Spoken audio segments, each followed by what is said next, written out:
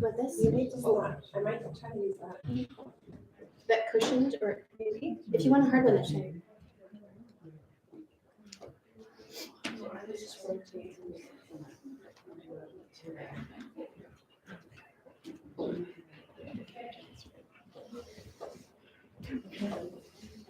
I just need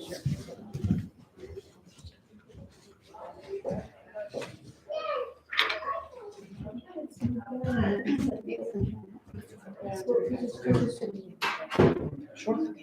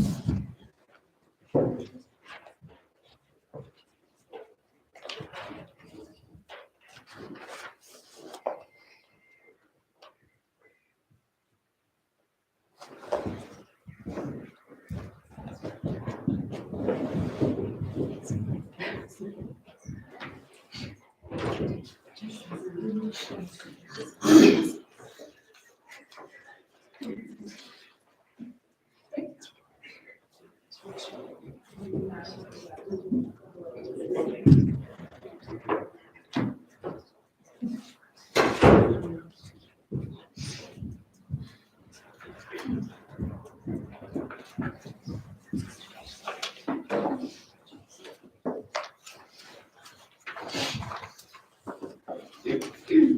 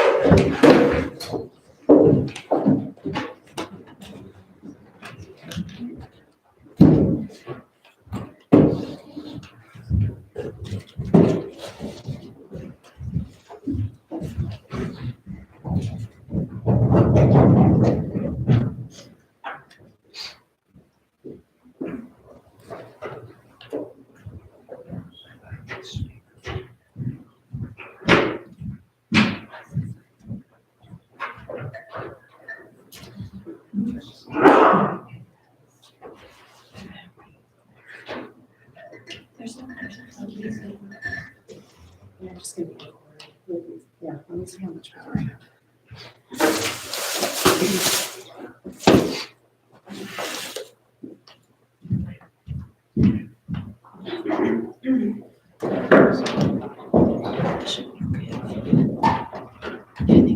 This is on an extension. I think it's okay.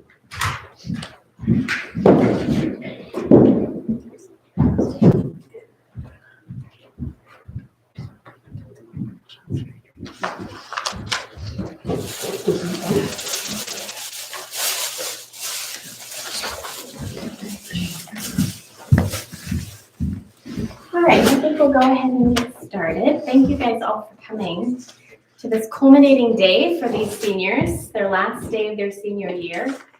Before we get started, I'm going to ask Mr. Bickford to come up and pray for us.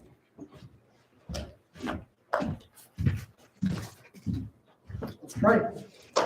Lord God, we bow before you as we're gathered here this morning, asking for your help for these 4 young women as they prepare to defend the theses they have written. We ask that you will work in them this morning to give them clarity of thought and speech. May this show forth all of the research and the learning that they have done this year and the years building up to this. May it glorify you and may it strengthen them for what you have prepared for them in the future. In Jesus' name we pray. Amen. Amen. Thank you. So as many of you know, this is the culminating assignment of really their whole high school career. Each of these ladies has written a senior thesis paper, which is roughly 12 to 22 pages. And they have submitted that to our 3 judges. And they have read them and made notes on them. And they will defend it now before all of you. And they will have 10 minutes to present. And then the judges can ask them questions or challenge their arguments after that. So it's roughly 20 to 30 minutes per student.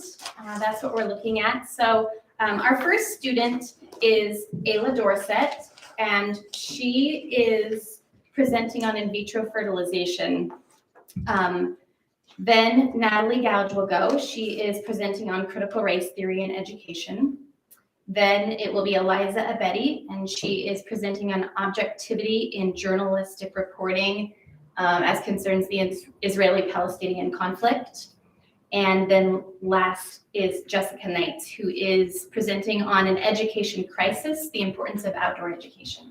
Okay. We will take a break after Natalie presents. We'll take a short bathroom break and then we'll reconvene. And then afterwards, the girls have provided a light lunch for everybody. All right, so I would like to call up Ayla Dorset.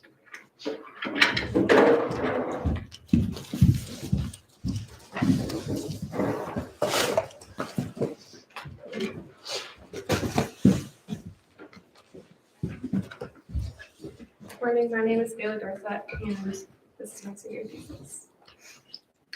Throughout the world, infertility has become a common matter of concern. Probably all of you will or already have come across people in your life who have been impacted by the struggles of infertility or have even encountered it yourself.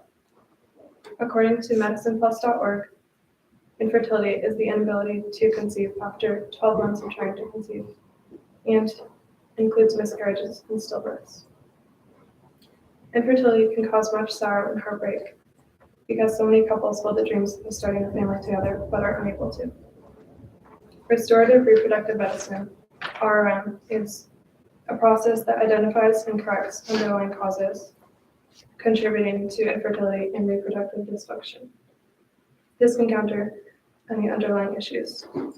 If the infertility cannot be cured by RRM, then there is a medical way to conceive. This is called assisted reproductive technology, which is medical procedures that primarily address infertility.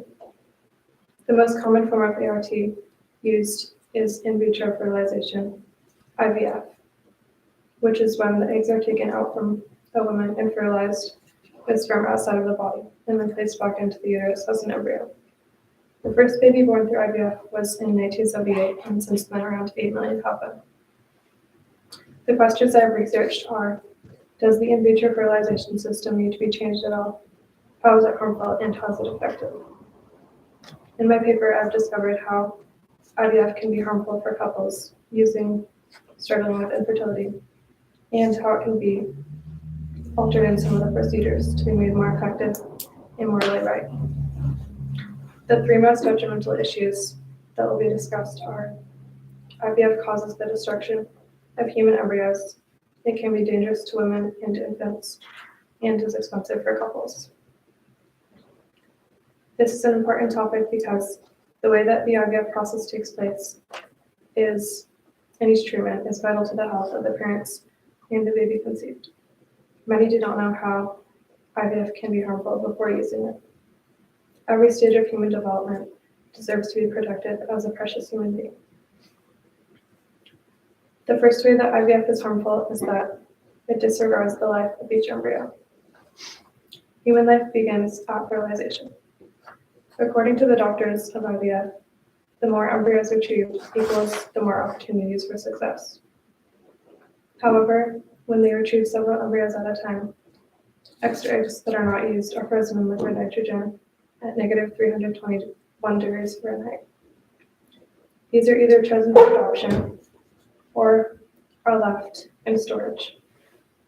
Thousands of embryos will never be chosen for adoption because most people who use IVF are using it for the purpose of conceiving their own biological child.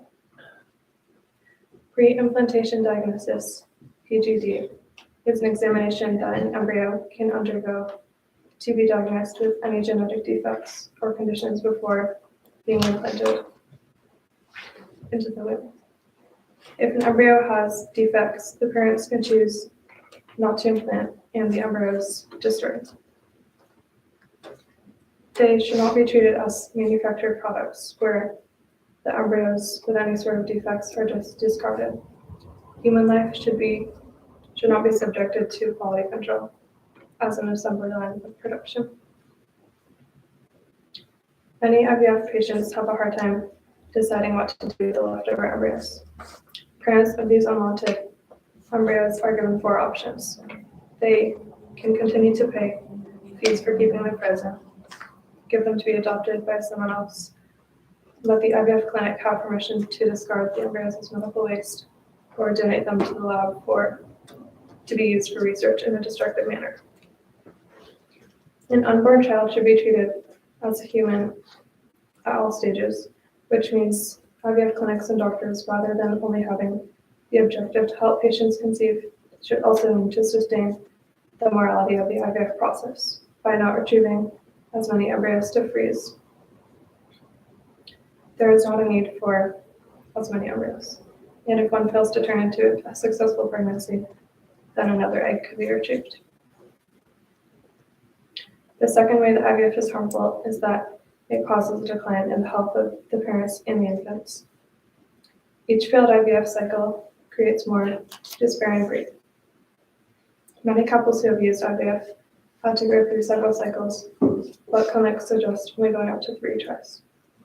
Studies show that women who are going through IVF are showing more symptoms of depression, especially ones who do not yet have children and who are trying to conceive for a long time. Quote, the IVF women reported symptoms of higher intensity and were at increased risk of symptoms of depression, obsessive compulsion, and somatization compared with the reference group.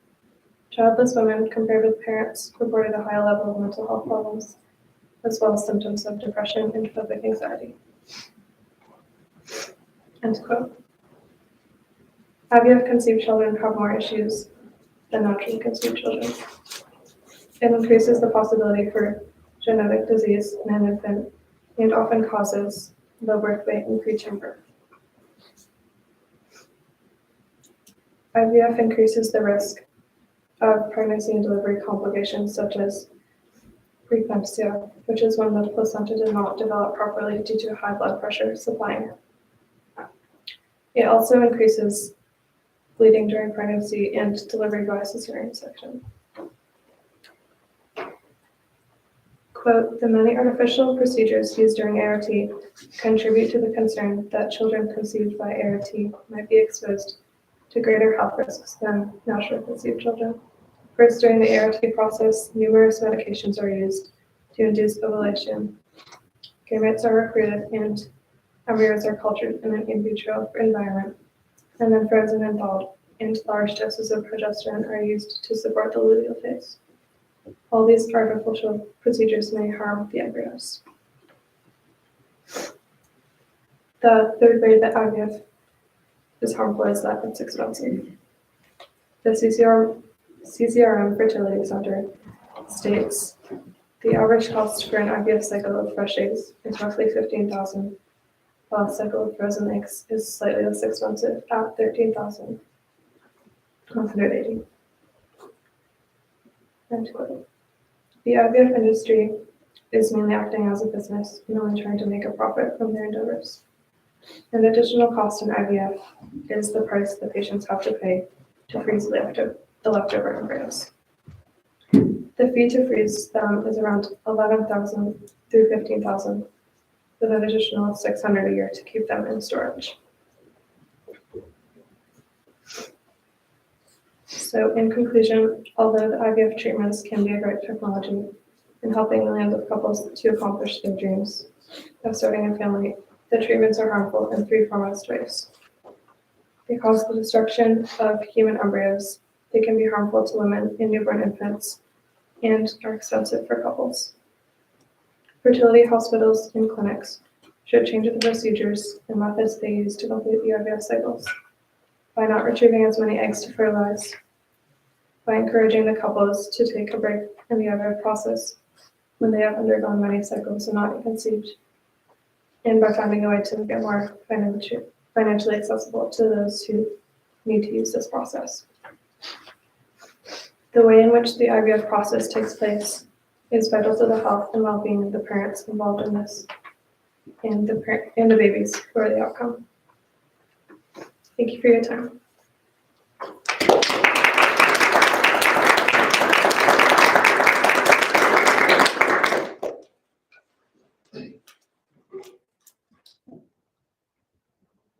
Sure. Thank you for your research and your presentation. I really enjoyed reading your paper. To start out, first, as a really positive note on this, I thought a lot of the support, especially with some of the statistics you brought in, some of the detailed information to back up your arguments was very helpful in supporting the points you wanted to make.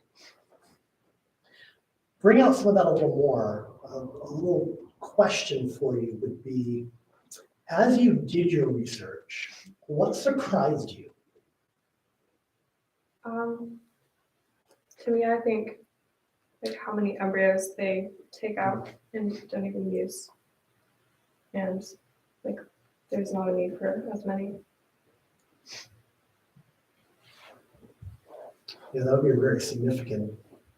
But you bring that out well in your paper.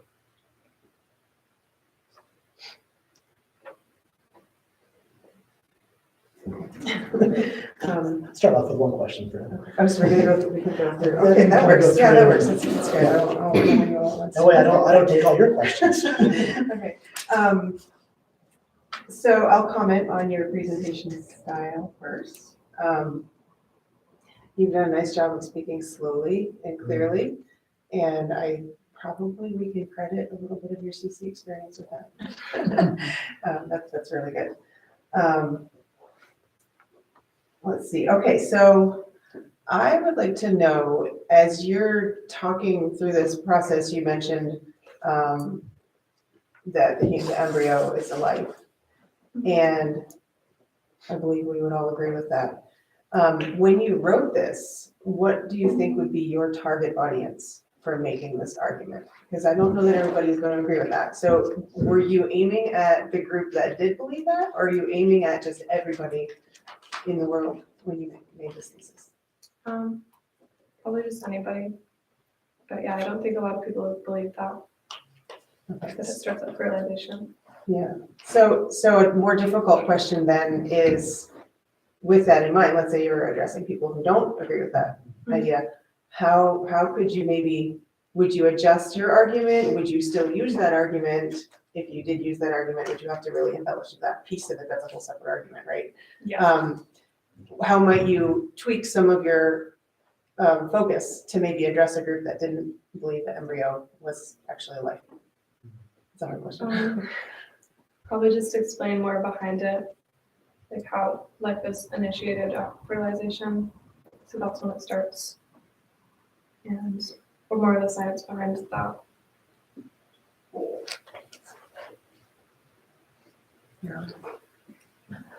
I think my question was, looking at your points, which one do you believe was your strongest argument in your three? Probably the first one, I would say. And why is that? Why was, well, first of all, for everybody as a refresher, what was your first point? That IVF causes the destruction of human embryos. So that one is probably the strongest because that's like the most of an issue in it. And was that the one you were able to find the most research about? Yeah.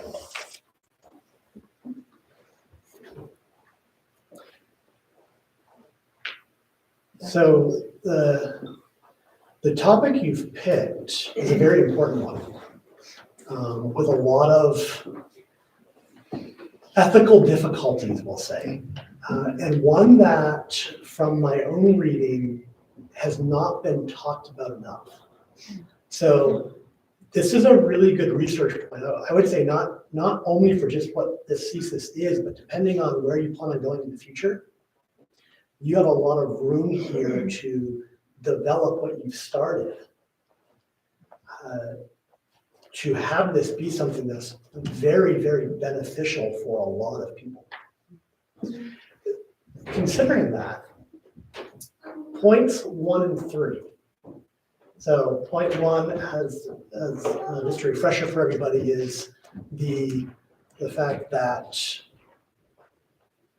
the way IVF is currently done is a disregard for human life, the life of the embryo. And point 3, looking at the expense of it, which you do a really good job pointing out the expense. And those numbers are somewhat staggering, especially since there really aren't means to be able to help people for the most part with that. And my question would be, as you bring your recommendations, like I'll have you, if you want to, you can briefly recap some of your recommendations there if that's helpful. As you bring your recommendations, do you see any tension or dissonance between point 1 and point 3, the disregard for human life and the expense of IVF, as people broadly will try to consider what really is going on here and what needs to be done?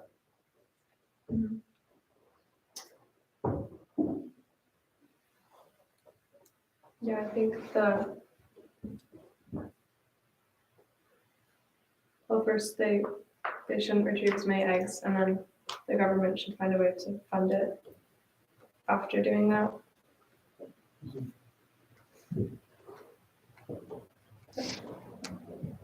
It's a hard question. Yeah. Okay. I'm gonna read this because I wrote it down and it's long. I'm just part of it recaps some of what you said. This in your paper, and you mentioned it in your presentation also, you suggested retrieving 1 egg at a time in order to prevent fertilizing multiple embryos and then having to deal with the ones that aren't being used. Do you know, first of all, is it more expensive or less expensive, say, to go through the process of retrieving a bunch of eggs all at once? This is, we're just dealing with cost here, not ethics. Retrieving a bunch of eggs at once, then freezing what you don't use. Is that, do you know if that's more expensive than the process of retrieving one, like going through the process of retrieving one at a time? Did you find any information on it? Yeah. Cost? It would be less expensive to do 1 at a time. Okay. Because of the cost for the storage. Okay. And this is assuming that people choose to store. They can also choose to just discard, and then they don't pay anything, right? Mhm. Okay. Do you happen to know how many people go with either route? Like, do more people choose to freeze? Do more people just discard? I don't know. I don't know. Okay. There's a lot of prison embryos. There's like around 1 million in the US that are frozen. Okay, and let me see. Following that up, you stated that there's harmful emotional effects for couples trying each cycle of IVF over and over again and failing. Do you think the emotional effect, this is, I guess, gonna be your opinion. So I have two questions here, sorry, I'm snitching too many questions all at once, but they're coming together. The emotional effect of harvesting repeatedly versus the emotional effect of going through the implantation cycle repeatedly. Do you think there might be a difference? Is that going to be the same? Do you have any thoughts on that? It's probably more, like, causes more anxiety implanting, because that's when actually, like, the pregnancy can take place. Okay, right, yeah. There's more hope when you haven't gotten to that point, I guess, when you're harvesting, right? Mhm. Yeah. And then do you have any idea, with the depression caused by each failed cycle, is there any way to parse out the depression that the couple is feeling because the cycle failed versus the depression that they're going through because of just general infertility? Do you know if there's anything about that? Yeah, the people without children, who don't have children yet and are going through infertility, have more of the mental health problems. But then when they already have a child and or trying to conceive another one, then it's less.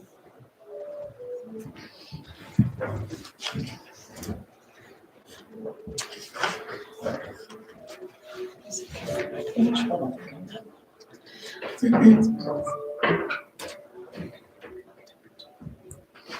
you guys have any more questions? I did. Mine was.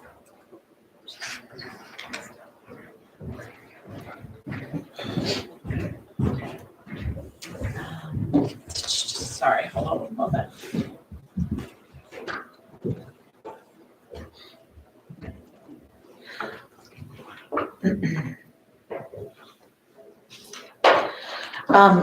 It was in your research, when you were talking about the choices that a family has to make regarding the use of the eggs or the disposal, saving of the eggs. I totally lost my blank, my train of thought.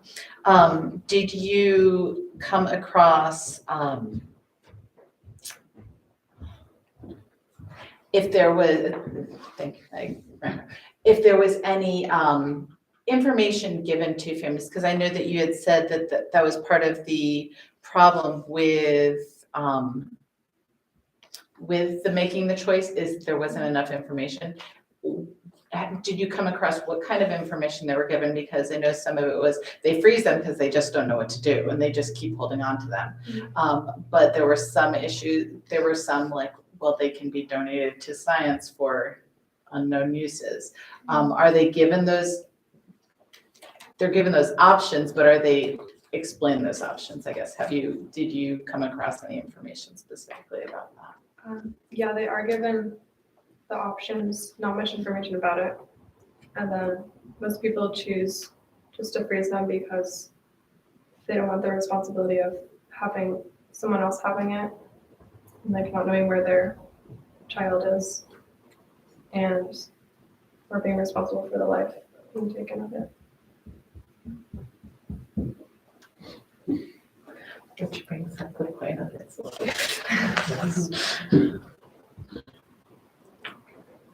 Yeah, it really becomes a foundational piece to this research, is the fact that it is life. So that impacts these questions very significantly. Yeah. I don't think I have any further questions at this point. I have one more. Why do you think people choose IVF instead of adoption? There's a need for having their own biological child. It's different than adopting one. And a lot of people just want that.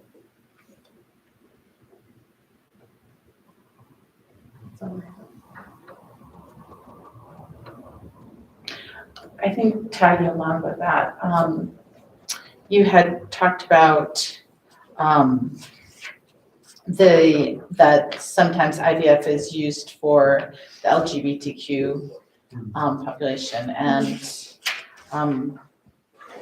I do know that it is definitely used not just for females being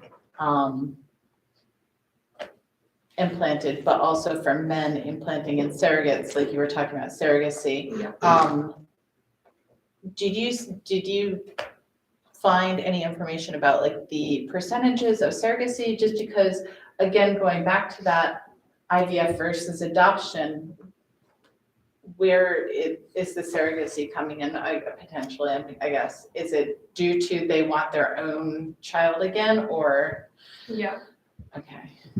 I didn't find any statistics about that, but yeah, nowadays it's used a lot by the LGBTQ.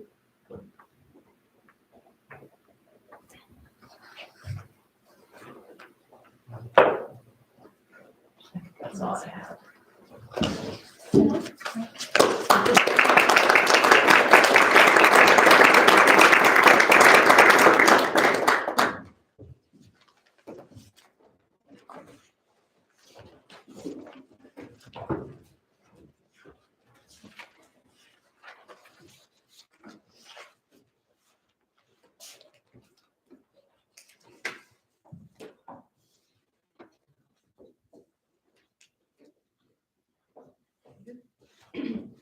Good morning. My name is Natalie Gouch, and firstly, I'd like to personally thank the judges for coming out to read our thesis and judge them for us to help us grow.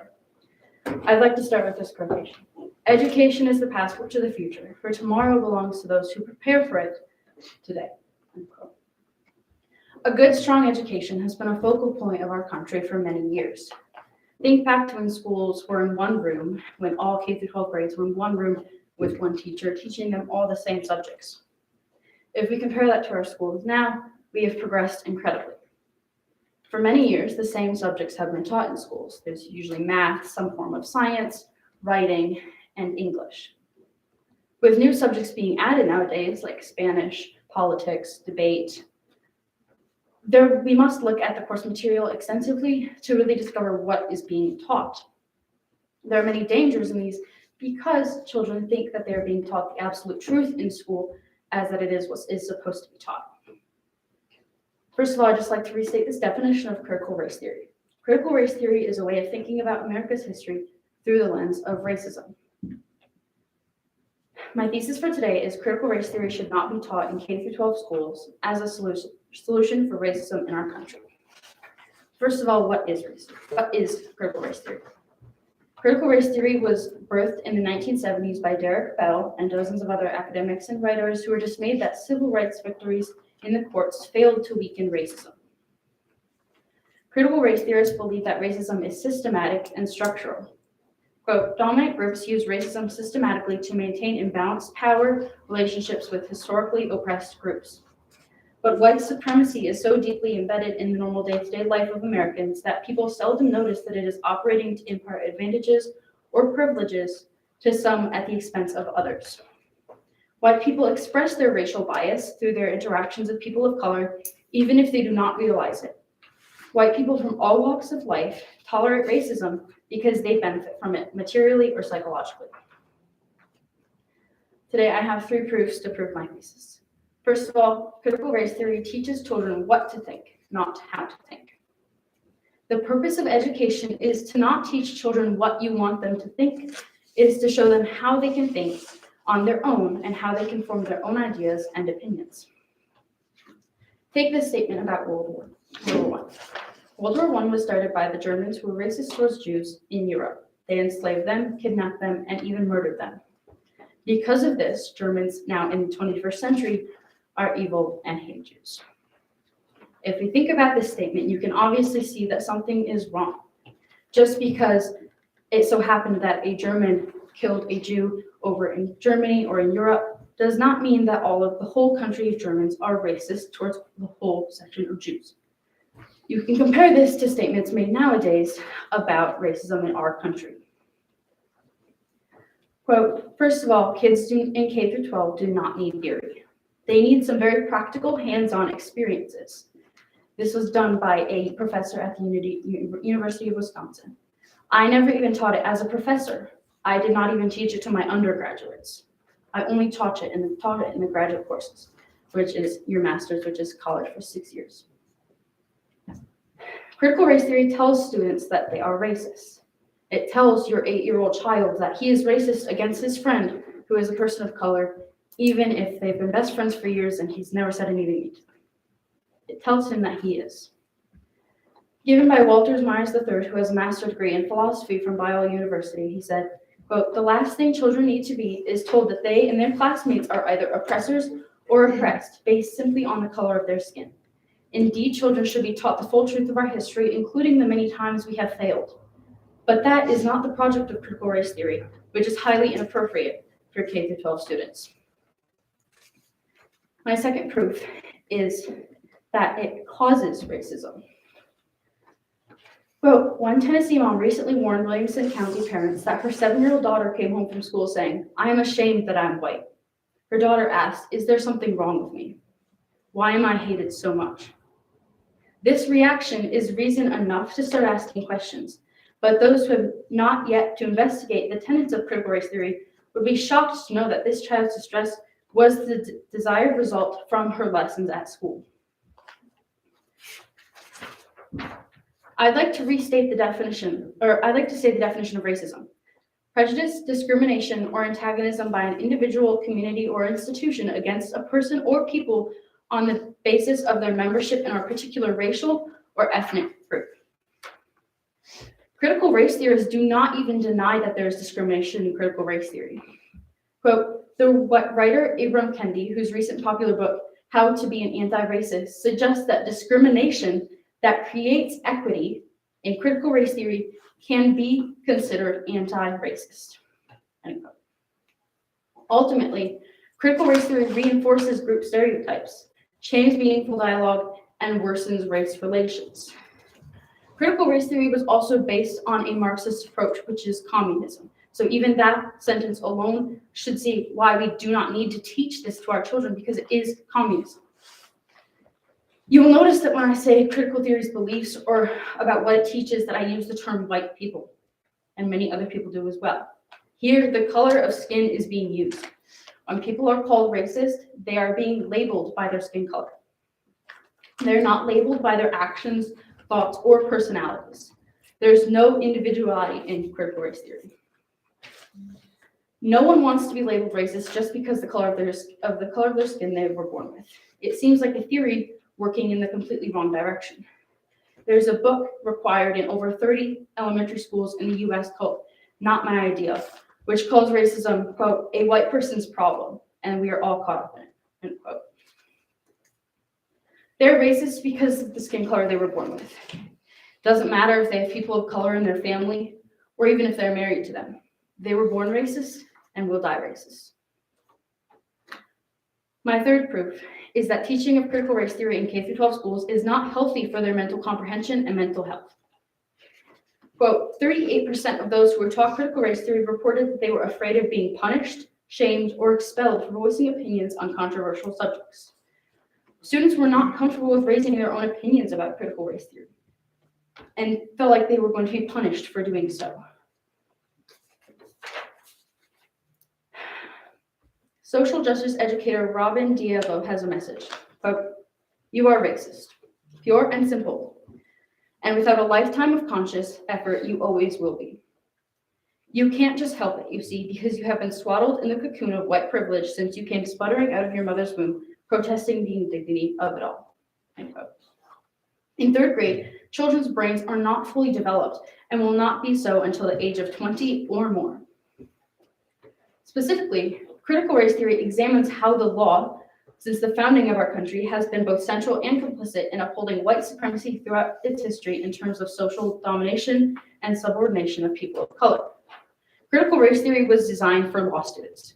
Would you make your 8-year-old go and take the bar exam and punish him if he didn't pass? Not usually. Quote, among Republican young people, fear levels jumped from 31% to 74%, after exposure for critical race theory. Students who are taught it have a bad perception of their country.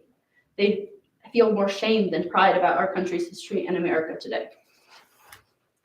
That same mom that I mentioned earlier put her 7-year-old in therapy. She didn't want to go to school. She was really depressed. In conclusion, the United States of America should be trying to eliminate racism, to make our country a great country again, to make it safe and welcoming to everybody. Although I would like to think it is so, the United States of America would not and will not get there by teaching critical race theory to children. The body positivity movement. We're supposed to be positive in the body that we have and not care what others think about. And we go with that, but then we put people down because of their skin color. Critical race theory is everywhere. Fox News mentioned critical race theory 1,300 times within 4 months. This affects the future of the United States of America. Quote, education without values, as useful as it is, seems rather to make man a more clever devil. End quote. That's Thesis.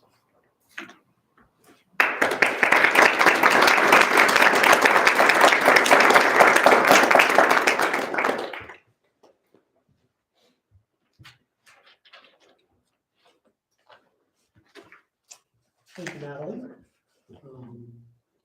It's evident that you put a lot of time and research and thought into developing your arguments for your different points, looking at a lot of different sources on this, which is good. And this, as you bring up in your paper, in your presentation, this is a very difficult subject, very complex subject.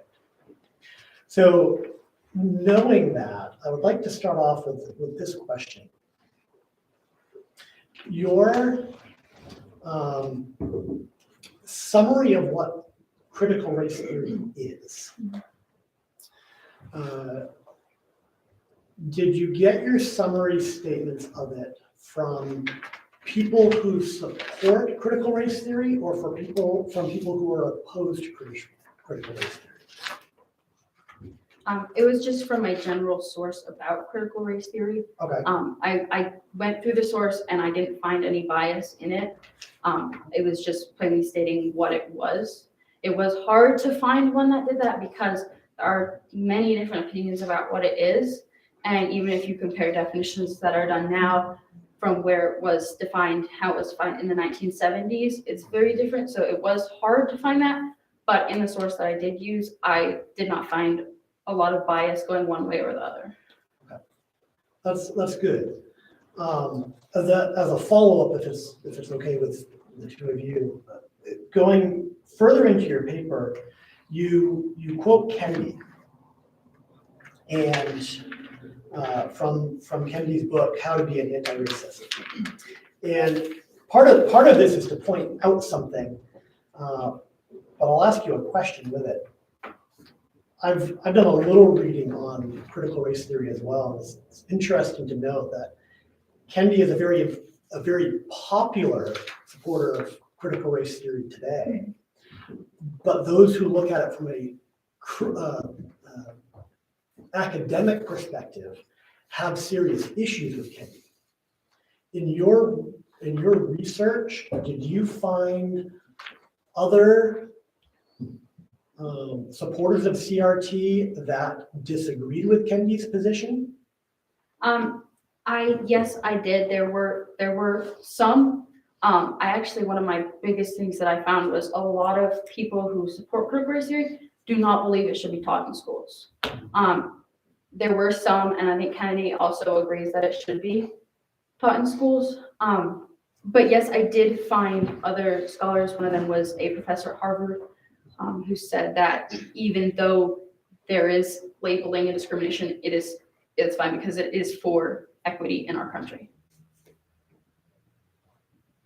Thank you.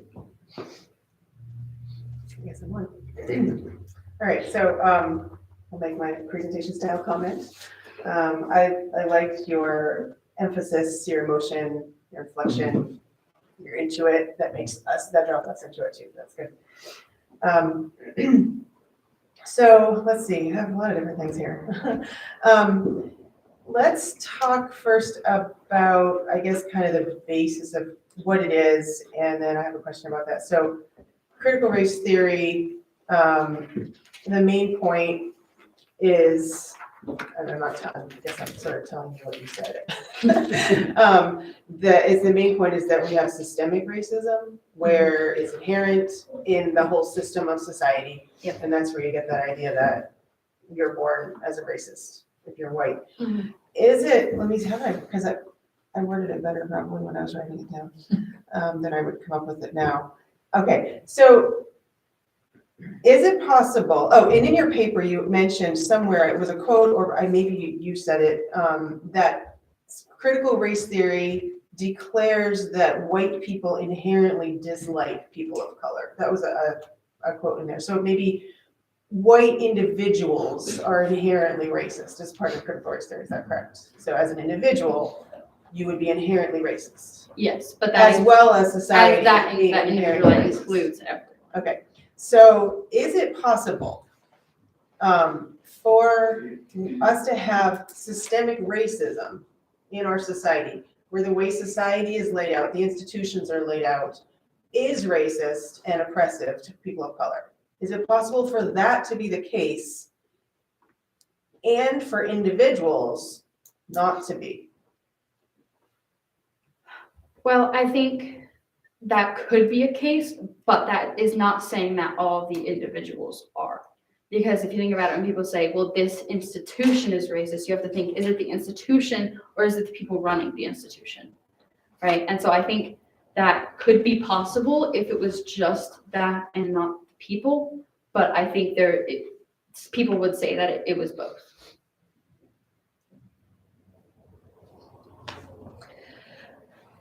I was really struck that right off the bat, you were like, bam, these are what your initial citations were actively opposing your argument.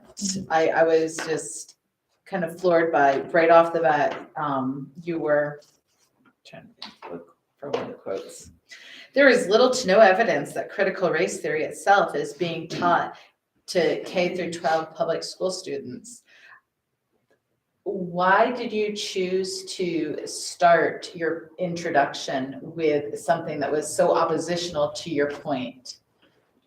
I find it is helpful for me to start with that, and that way when I'm writing my paper, I know that I started with that, so then I know that I have to contradict that. I feel like if I do not include anything against my paper, that my argument wouldn't be as strong.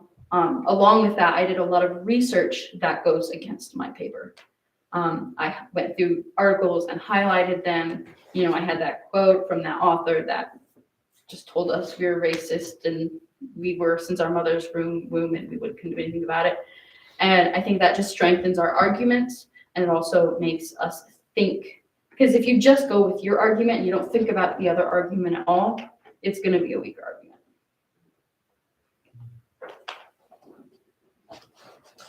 The focus of your overall argument was on critical race theory, or some elements of it being taught in K through 12 schools. And one of your points is that children and adolescents in that age range are not able to comprehend and deal with it properly.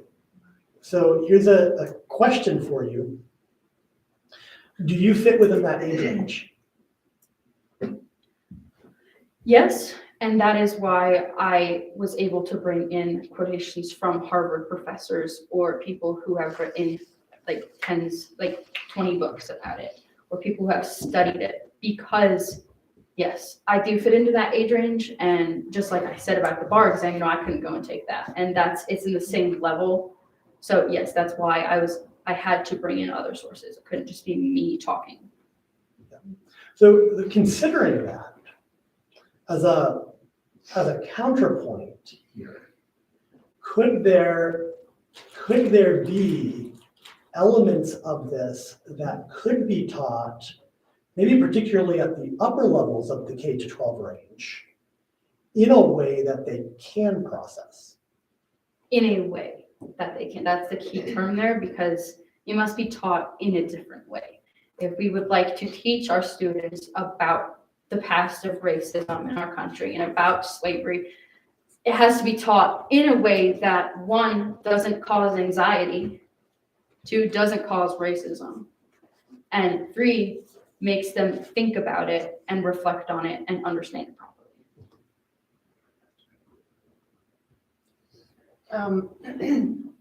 So you said that critical race theory, when you teach it, tells children what to think. So you did say some of that. Can you specify again what children are taught to think when they're taught critical race theory? And then I have a follow-up question.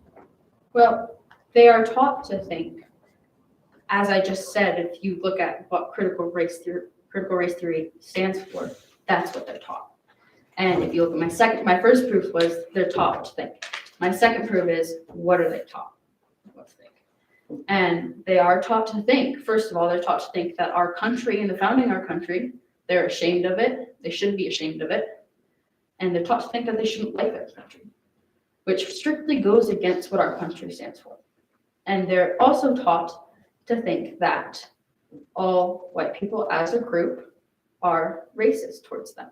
And also that people of color are above people who are white. Okay, and as a follow-up, is it always wrong to tell children what to think in school? Are there situations that you can think of? Because using the argument that we shouldn't do this because it's telling them what to think would bring up the question, well then is it always wrong to tell children what to think? So can you say whether you feel it's always wrong to tell children what to think, or are there some situations where we should tell them what to think, and when are those situations? I think there are some situations that we should, but we should handle it differently than the teaching of critical race theory does.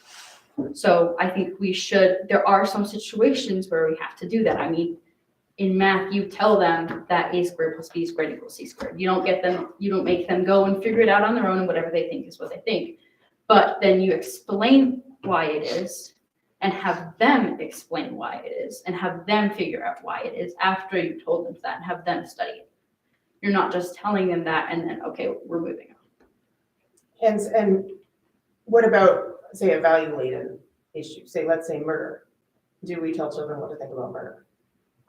Well, that we do, but that is not just us telling them, that's their moral conscience inside of them, because everybody knows that murder is wrong. It's just what they choose to do with that. So I'm being really devil's advocate here. Where do we get the authority that tells us that murder is wrong?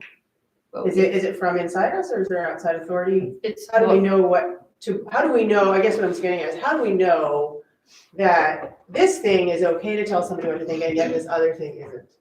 What barometer do we use to determine Well, that? we have our moral law given to us by God that is inside of us, and that tells us that murder is wrong. Okay, and hold on.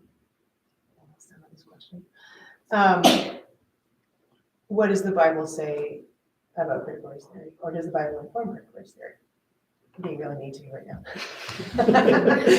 I expected a little from you.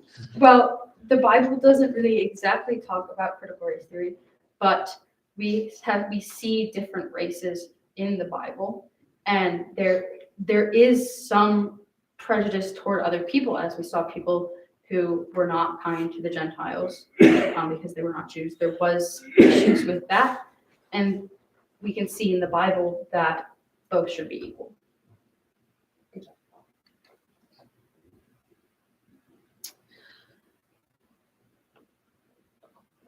While doing your research, what was the hardest thing for you to find evidence to refute in their stances on the critical race theory? What was the hardest point for you to refute in? I do not think, I would say the first and second one. I do not think I could pick one because they were all very hard. It took a lot of digging to even find sources that could be credible, because today's world is just opinions of people who are not credible, who have not done their research. So I think it was really hard for all of them, but probably the first two were the hardest.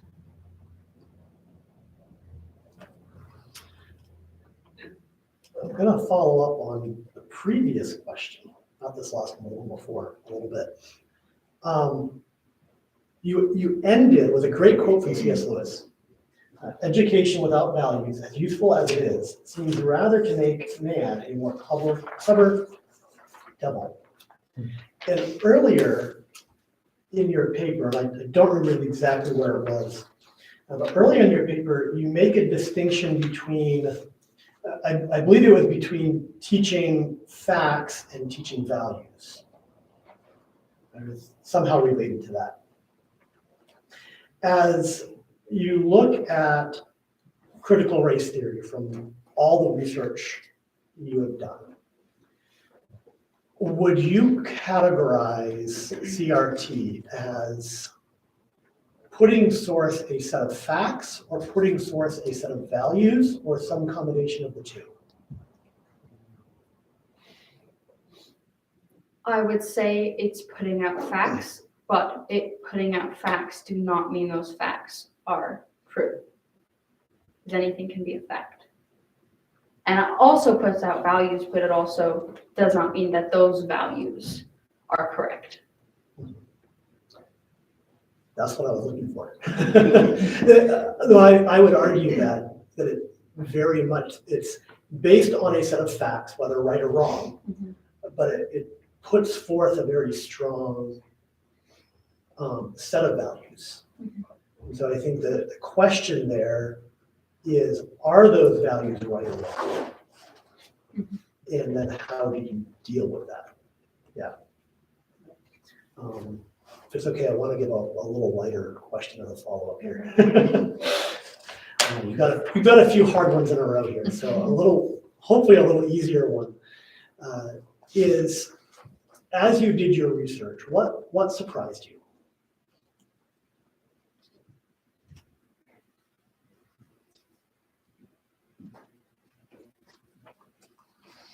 I think what surprised me the most, there were a couple of things. First of all, I think how many people wanted to talk in K-12 schools and how it is taught in K-12 schools, because I started with those quotations that said it was not. But there is evidence that it is taught in schools.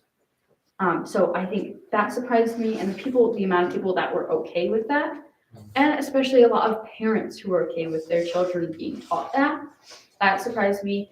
And also the fact that that critical race theory was taken from a communist thought process and theory and thinking. So that leads me right into my question. And unfortunately, with this issue, it is so hard to focus on teaching CRT, and CRT itself is just so easy to jump into that, but it's all related, and why wouldn't you teach it? So the point about the communism, I'll just give a little bit of background to what I think maybe a lot of people don't realize about Marxist. It's called Marxist, it's been called communist, and what those things actually are. And then I'm going to ask you to make the comparisons. So Marxism comes out of socialism, which is an economic system, not a political system. And so Marxism, which communism came from, calls for an overthrow of the current system, where we would no longer have classes, we'd no longer have economic classes. You would not invert the classes, you would not have the working class now over the businessmen. Instead, you would have no classes. And then communism took that, and rather than having the masses produce that, it was to be produced by an elite group forcing it on the masses. So that's where communism comes from Marxism, which came from socialism. And so you had that economic system that became a political system. So with that background, I'm not sure how much of that you are aware of, like the details. People cry often communist, Marxist, but most of us don't really know what those things are. So can you explain how critical race theory compares to those ideas? Well, from Marxism, we all know that Karl Marx started Marxism. He was the founding father of it, and that did lead to communism. And critical race theory was it was critical legal studies, and it got changed to critical race theory. It's also known as critical social justice, which is CSJ. And kind of both of those are critical race theory together.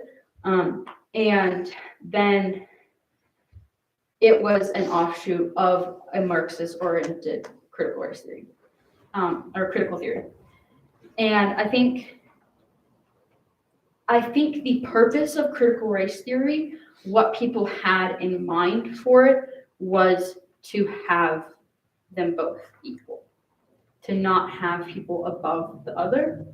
But unfortunately, that is not how it went.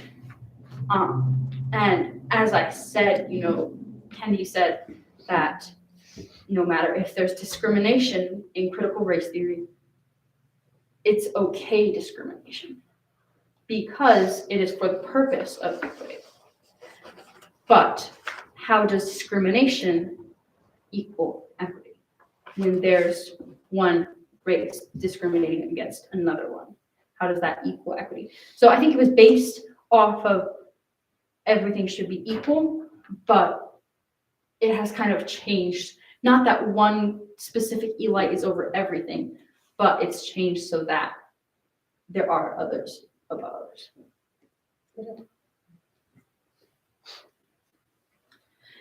This is my last question for you, but my last question is, you gave some really phenomenal percentages here as to how the quotes of America is systematically a racist country.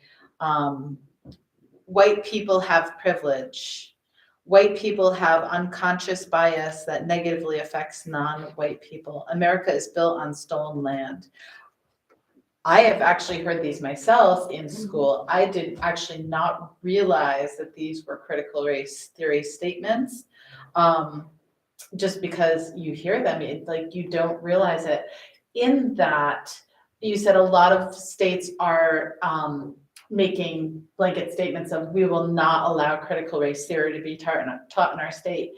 Are they taking a next step? Did you find anything saying that they were taking a next step to teach the teachers what critical race theory is? Because, like I said, these statements are statements I heard growing up in school.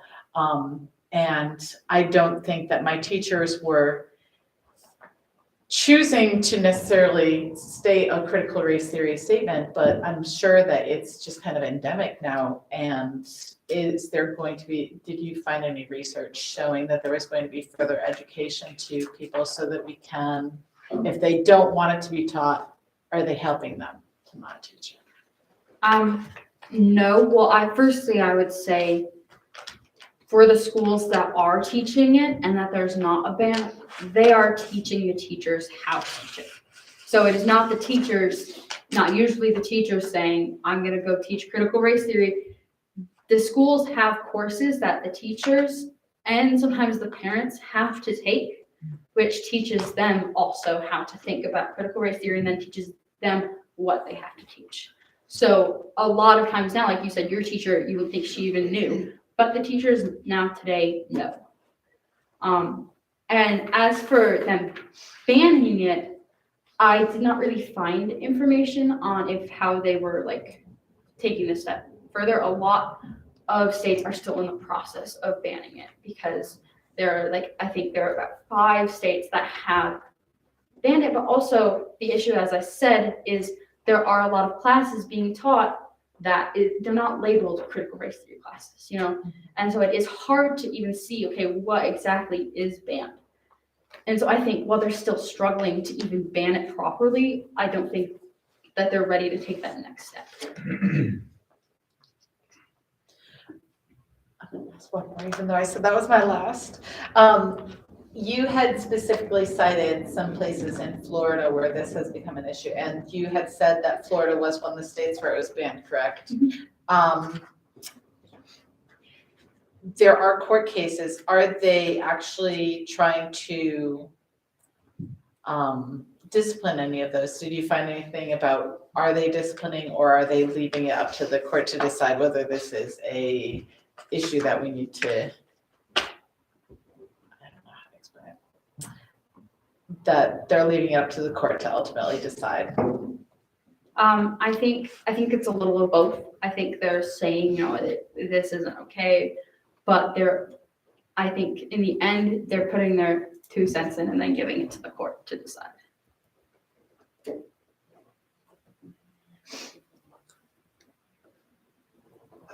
I was going to be done, but this discussion has spurred on one more question. And it's the follow-up between that, as well as something that I brought up earlier. You had said after one of my questions that there are ways that some of this can be taught appropriately.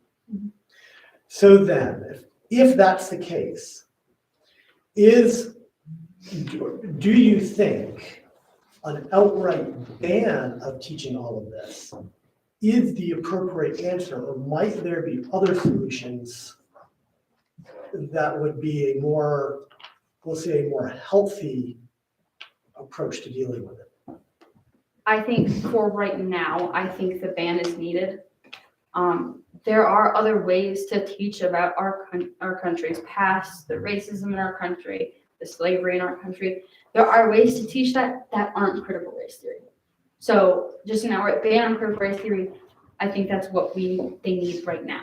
And I think that's working for them while they figure out other ways to teach, because it does need to be taught. In the end, no, it does need to be taught, and people can't just be oblivious to the failures of our country and the things that have gone wrong. But I think right now with the ban, that's needed right now while they figure out other ways. Next again. All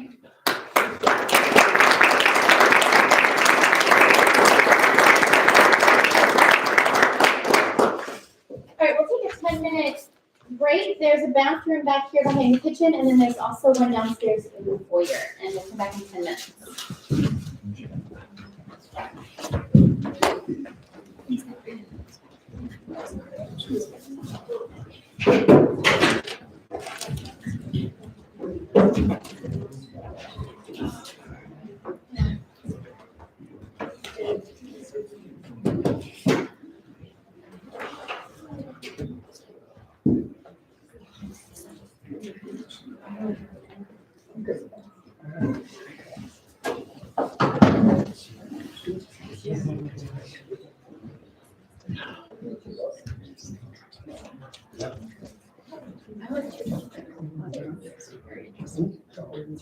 Yes. There's some tough questions.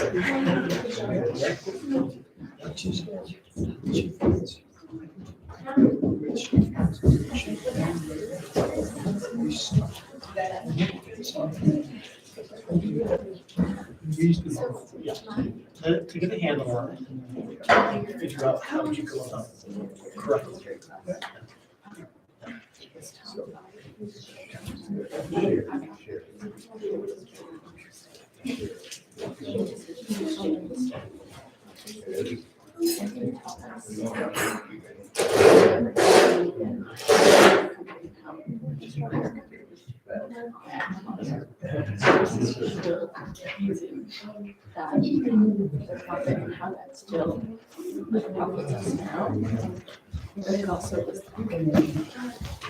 It was just absolutely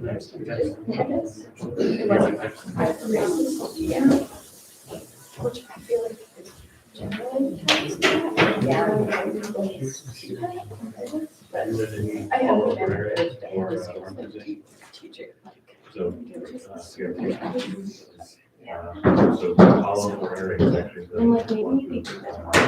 design. Yeah, because I had two children, I'm just really just because a lot of people have their resuscitation. Right, whereas high schoolers do understand. Yeah, I think for high school. Yeah, for those. And then you say, When I talk to it's this a for conscious Spanish, marks of. I was like, "Oh, listen, Jesus, And we you do put it." it over both, so. Yeah, and we just went how we His stuff. were on the platform. Well, Yeah. and so the actual play, guys were the figures. And like, You should check it out. I have to say, Everything, everything is said.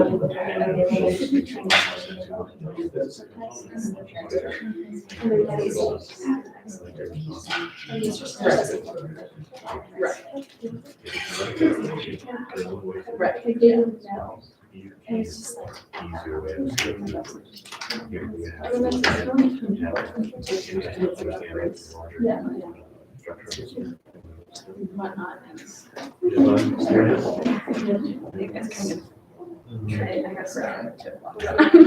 Especially for us here in the transfers. Right. Yeah. I also wish she was like. Yeah. Yeah. Yeah, there's like everything there. Oh, I think that's right, what's exactly. really doesn't help. And yeah, the next 4 years.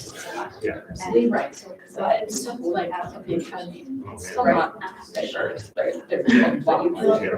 Yeah, you can, so that was, because then in each class we had different perspectives from different races and genders and. So that was, yeah, and it was this, Yeah. right. Yeah, it's just like from one. I found that really interesting, yeah, so, yeah, it's just. Yeah, in California, it's like, it's very, right, and. It's gonna serve the bar. It's a bad- it's Right. awesome stuff. So it's like, they're the ones that know. Yeah, This is all- like, it's like. Right. Yeah, I know, I know.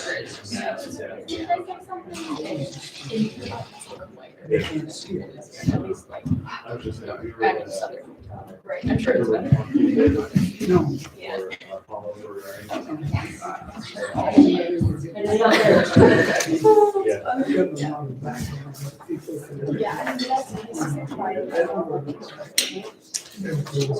Right.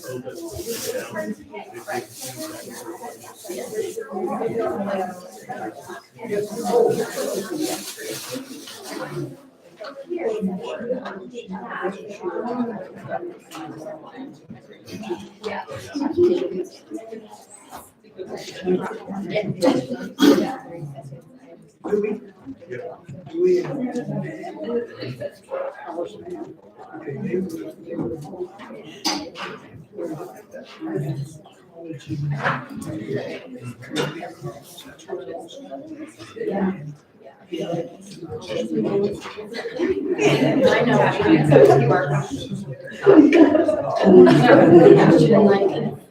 That was a hard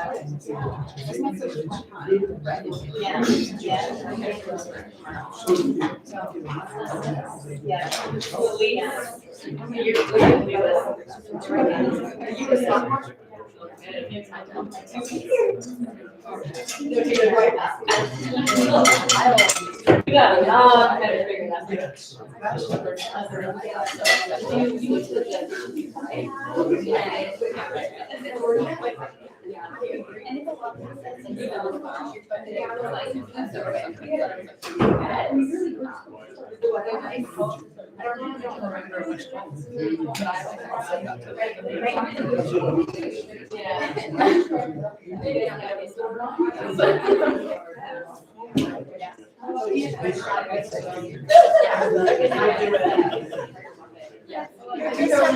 he your youngest? Yeah, our youngest is that way too. They watch the older figure out how to get, you know, and then figure out the different. Yes, we really observe that. I think that was his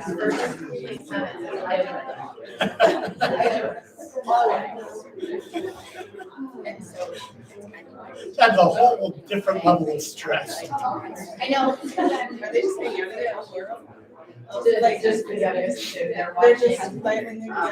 Well, they were watching dinosaur cartoons. They don't get TV really, so like. Go home. Mom's like, it's all just mud dinosaur cartoons we want.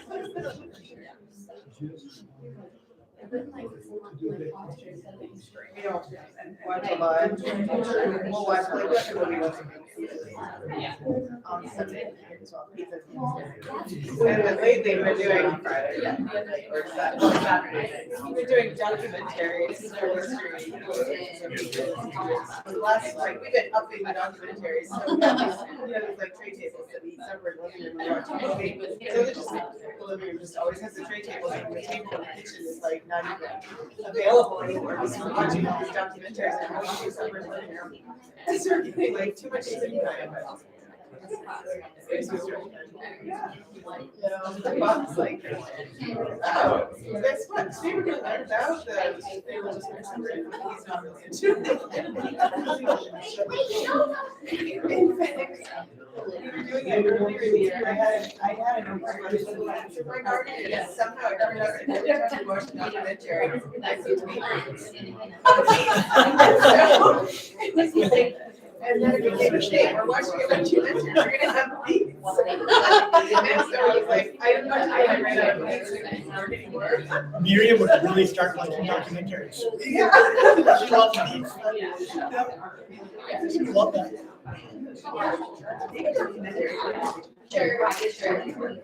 You do that.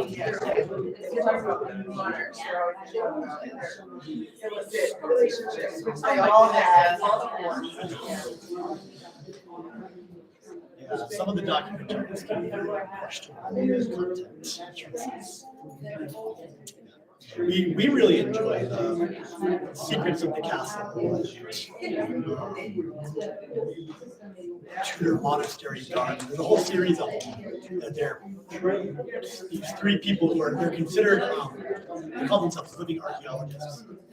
They basically try to take a certain length of time. Yes. They take a period of time, 6 months or a year, and try to actually live the way they did. They're on Amazon. Many of them are on YouTube. They don't take historical characters, but they will try to live that way.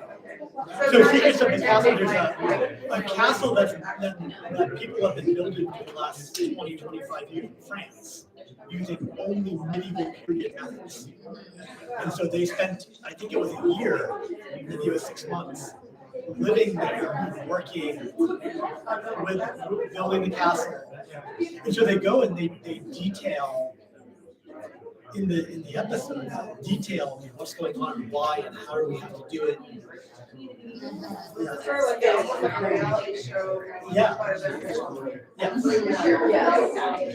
The first one's Secrets of the Castle. They're done by, I think, BBC. British, definitely. Secrets of the Castle, Tudor Monastery Garden, Farm. No, Tudor Monastery Farm. There's a Victorian one, there's an Edwardian one. We're working on that one right now. They have a World War II one as well, because I know I saw that. Okay, I haven't seen that one. We're still working on that. They're like 50, 55 minutes. That's great. We're working through that one again. Yeah. The Victorian, the Edwardian, World War II. Oh, we'll even talk about They have one episode that part of what they deal with is the arrow loops of the casting. Joe does I love it. You know, the arrow loops and how they work and the difference from shooting from the outside to the inside. They go into quite a bit. Like the girl will use, I use they focus on her like hygiene stuff and different things, like what the hygiene was at that point, and she makes sure to do the whole procedure and explain it, and then tell you how it's effective or not. All right, we're gonna go ahead and reconvene.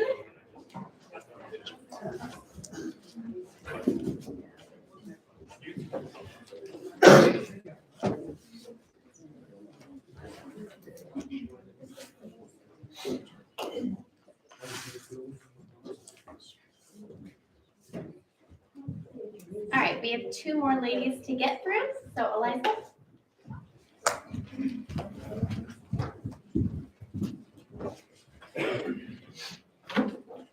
My name is Eliza, and my topic is on objectivity in journalistic reporting, specifically with the Israeli-Palestinian conflict.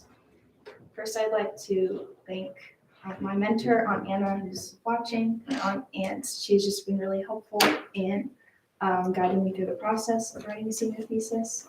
She's a professor of journalism. And I'd also like to thank my mom, who really helped me get through figuring out what I was going to do it on, because I changed my thesis a lot, and so she was really patient. And I'd like to thank you guys for being here and for being willing to listen to me talk on and on. So I'd like to start with a quote from Margaret Thatcher. She once said that journalism is a career which requires the highest professionalism. It demands responsibility as well, for the line between honest revelation and disingenuous sensationalism is sometimes perilously thin. So this thin line that she speaks of between facts and sensationalism is getting thinner in today's journalism. Across the country, in many different newsrooms, the term of objectivity is beginning to be viewed as outdated and old-fashioned. Rather, they believe that pursuing truthfulness and transparency is more important to the American public. One example of this is that journalists in newsrooms no longer are demonstrating objectivity in their headlines when reporting on the Israeli-Palestinian conflict. However, studies and research show that objectivity in today's headlines is still vitally important to the American public. A study from the Knight Foundation and Gallup found in 2020 that 68% of Americans say they see too much bias in the reporting of news that is supposed to be objective as a major problem. American print journalists should demonstrate objectivity in their headlines when reporting on the Israeli-Palestinian conflict. I conducted a content analysis of headlines from January 2nd, 2023 to February 27th, 2023. The headlines were exclusively related to the Israeli-Palestinian conflict and were taken from the New York Times and from the Wall Street Journal.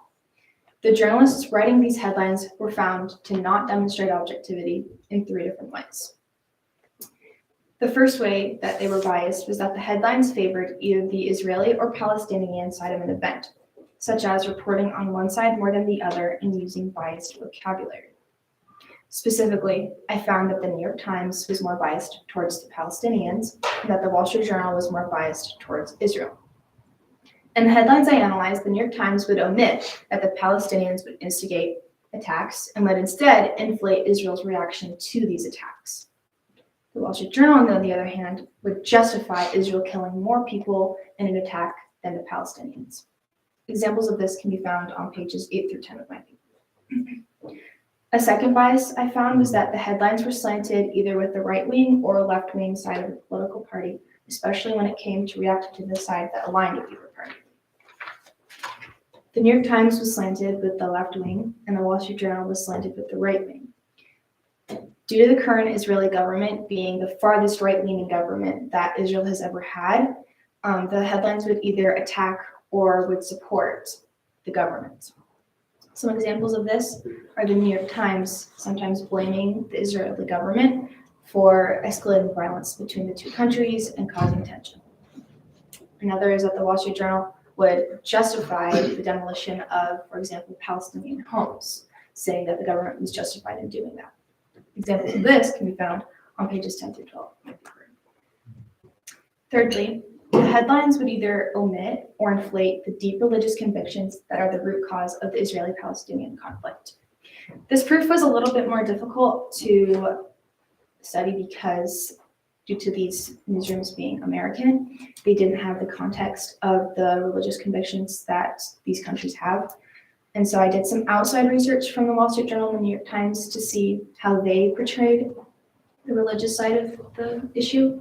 And I found articles from Palestinian newsrooms and from Israeli newsrooms, and I found that they would justify some of the violence that happened on either side because of their religious beliefs.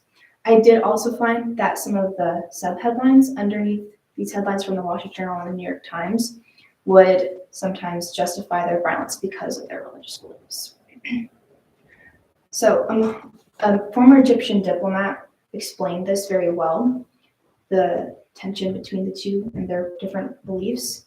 He said, Muhammad Ghulam Mustafa said, quote, "It concerns the physical restoration of the biblical land of Israel before the return of Messiah, something central to the beliefs of some Orthodox Jews. They continue to settle the West Bank to fulfill this prophecy, clashing with the local Palestinians. On the other hand, according to the fundamentalist schools of Islam, at the end of the day, the whole land of Israel and Palestine should be under Islamic rule. Prophecies surrounding this issue are deeply rooted in some versions of the Hadith, traditional sayings of the Prophet, although only implied. As I've stated before, objectivity is not viewed as relevant today anymore in newsrooms such as the Washington Post and a little bit even the New York Times. They do not believe that journalists should have to display objectivity in their headlines, especially when it comes to Israeli-Palestinian conflict. Some have stated this because the two sides are so unimbalanced, so it's unfair to report objectively on them. They say that the Palestinians are an oppressed minority and that Israel is a country and has their own army and is recognized, and so to report equally on both of them is virtually impossible.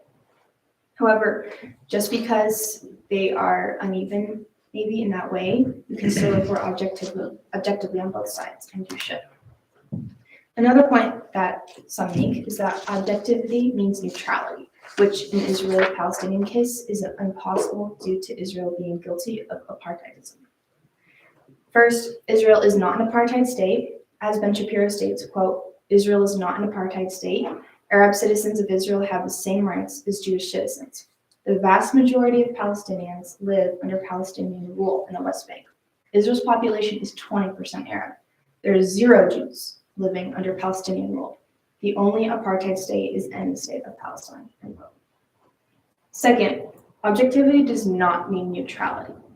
This is something that is confused very often in today's journalism. They believe that objectivity means neutrality.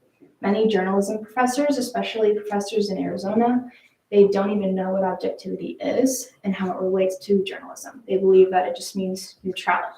And neutrality in journalism is virtually impossible, especially when you have a certain paper that you're writing for that usually has a certain political stance on something or supports a certain ideology.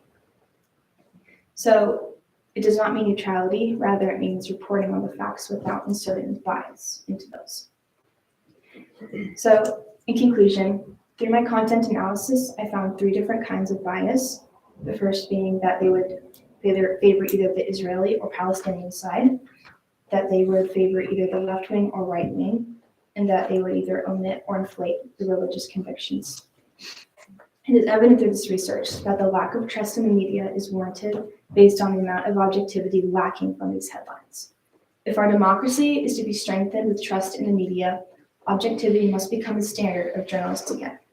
The American public still believes it is relevant, and so should the journalists that provide the news for America.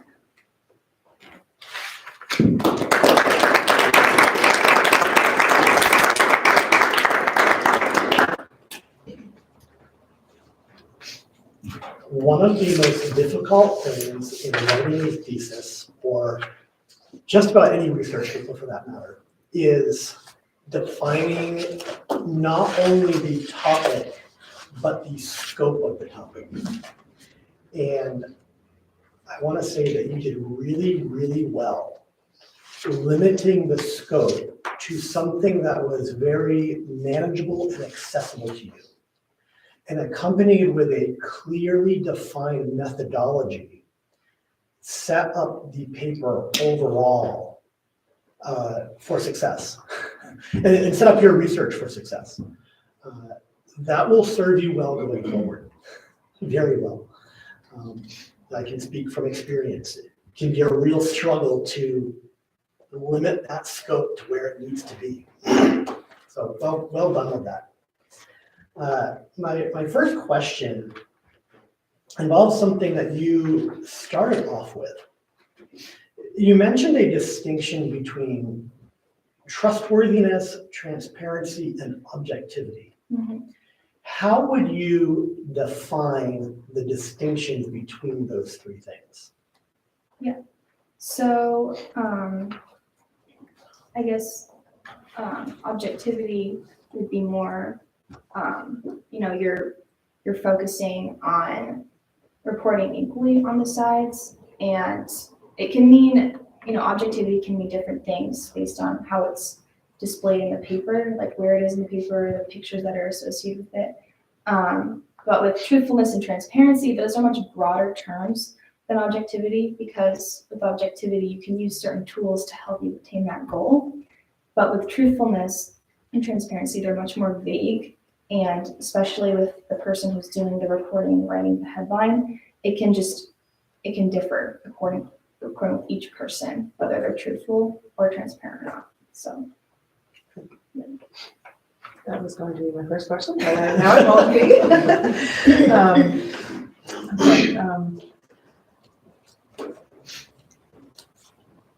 Okay, actually, I'm gonna go take that same question. Another part of it I had was another statement you made at the end, that objectivity does not mean neutrality. Can you explain that a little bit more? So neutrality is more like kind of being passive, I guess you could say, and not really paying attention, because like when you have a war and you have a neutral country, they're not really paying attention to either side and focusing on one or the other or giving anything to either country. So in the case of journalism, neutrality would mean not really taking those either country into consideration and the different things that are involved.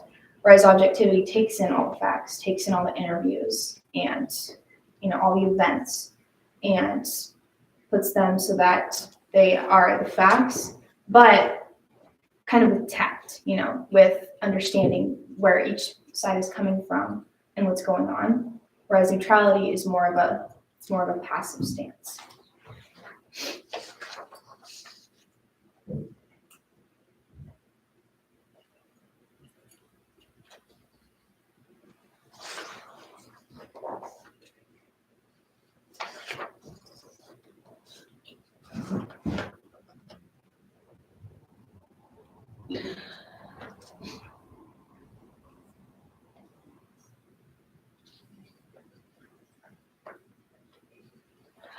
I think I was wanting a little bit of clarification as far as you had a rating scale of the 0 to 3.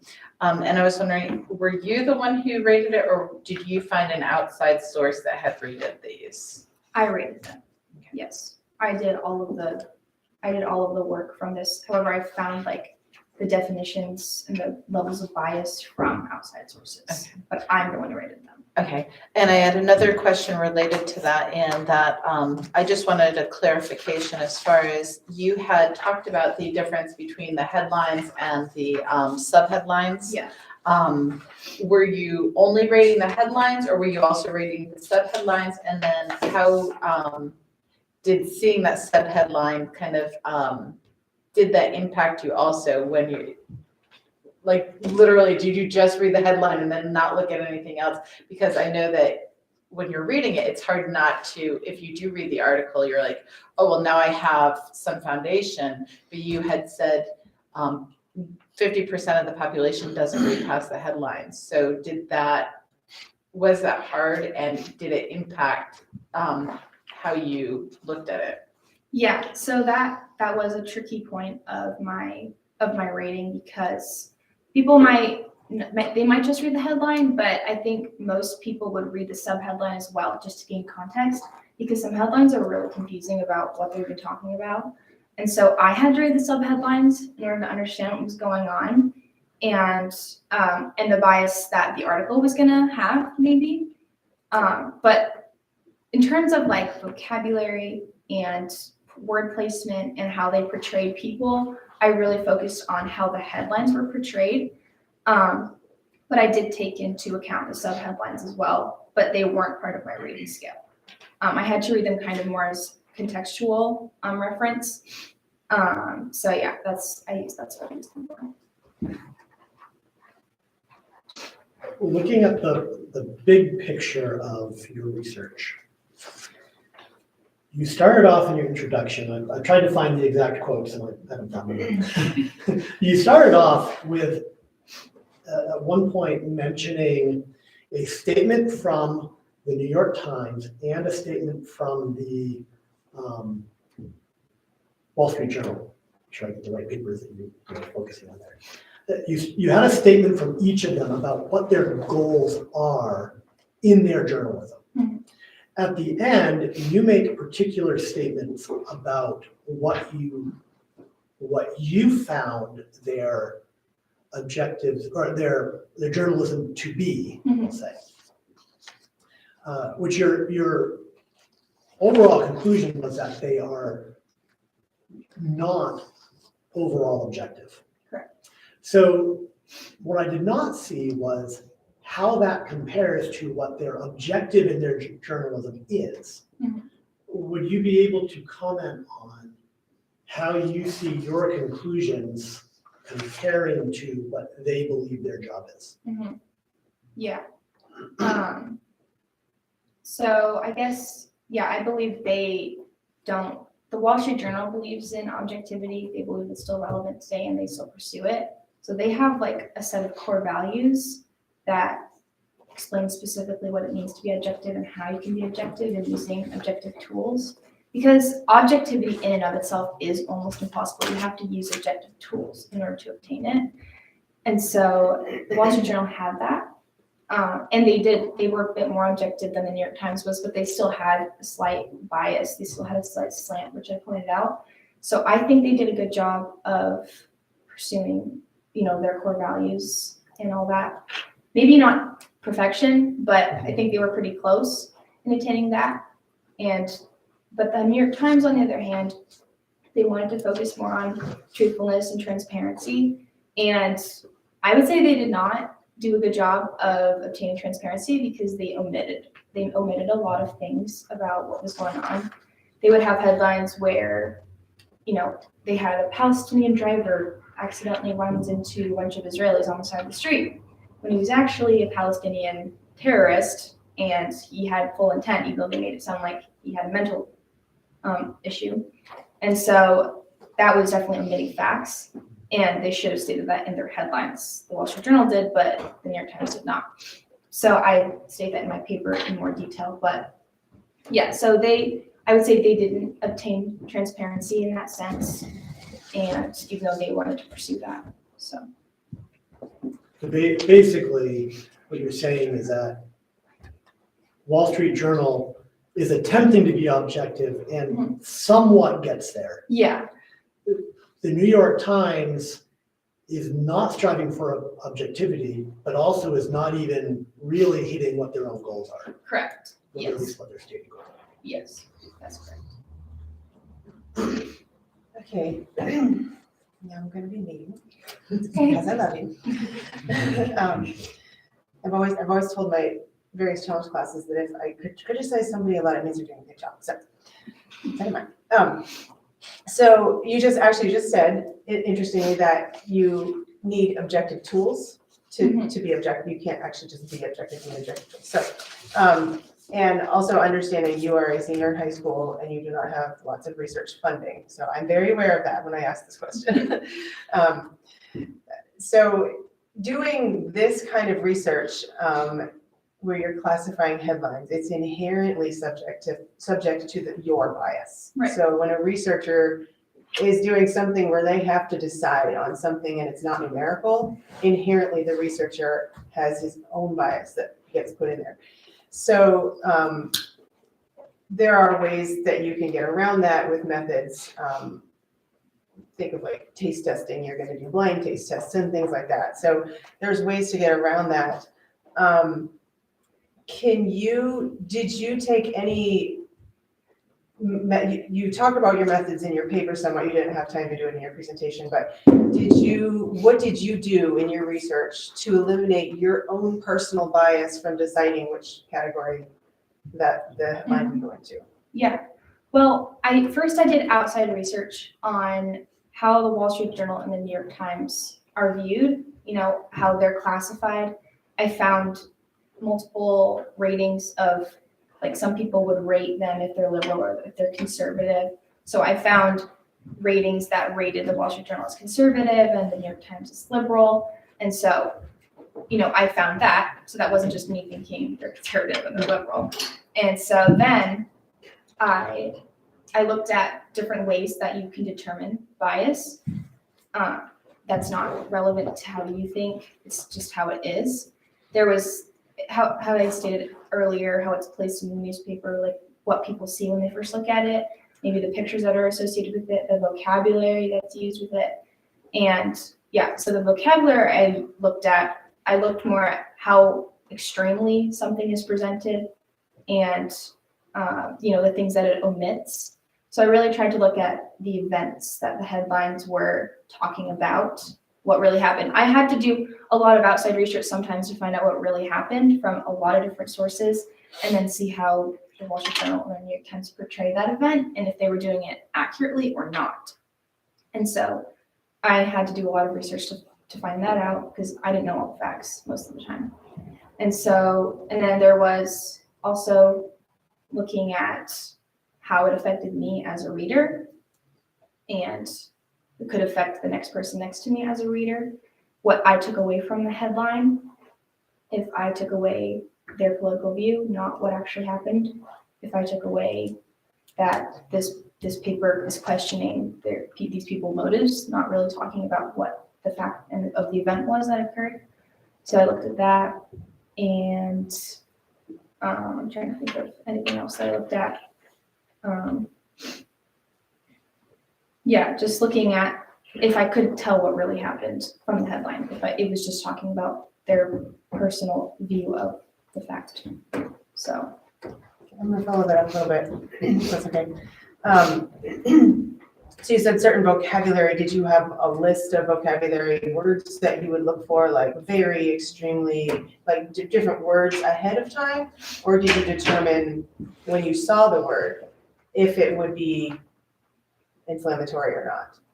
Yeah, I did. I didn't have a list because it could vary. It just varied depending on what it was. And I looked at the vocabulary. Mostly it was either sympathizing or not sympathizing with, like, the Palestinians, for example, or even omitting words. One example of this was a headline that was talking about the Palestinians' armed wing.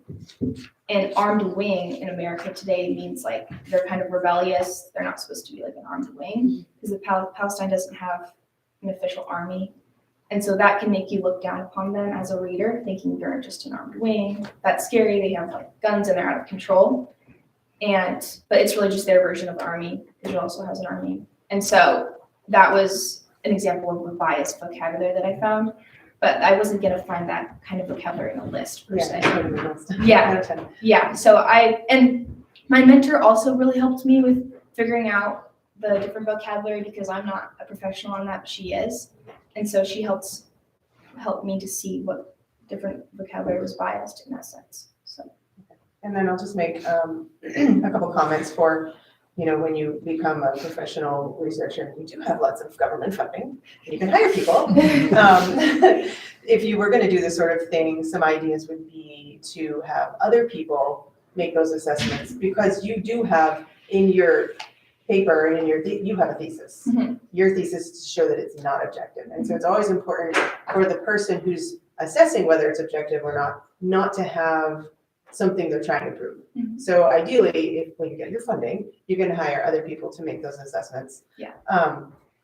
Another thing, let's see, that is just worth considering, is sometimes what's considered an unbiased or a biased headline. There's one example in here. Where is it? Give me a minute.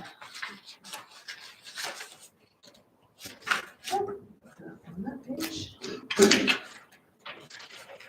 Okay, there was an example, it's on, I guess, page 8 here. The police, at least 7 killed in attack on Jewish area east of Jerusalem. In the subtitle, police said that a 21-year-old man with a handgun shot people in the street at close range, then fled and was killed himself by police gunfire. So you probably recognize that one, because you read it. And if I understood this correctly, you claimed this one to be biased because it omitted facts stating that, let's see, I'll just have to read what I wrote here, because it says, it omitted,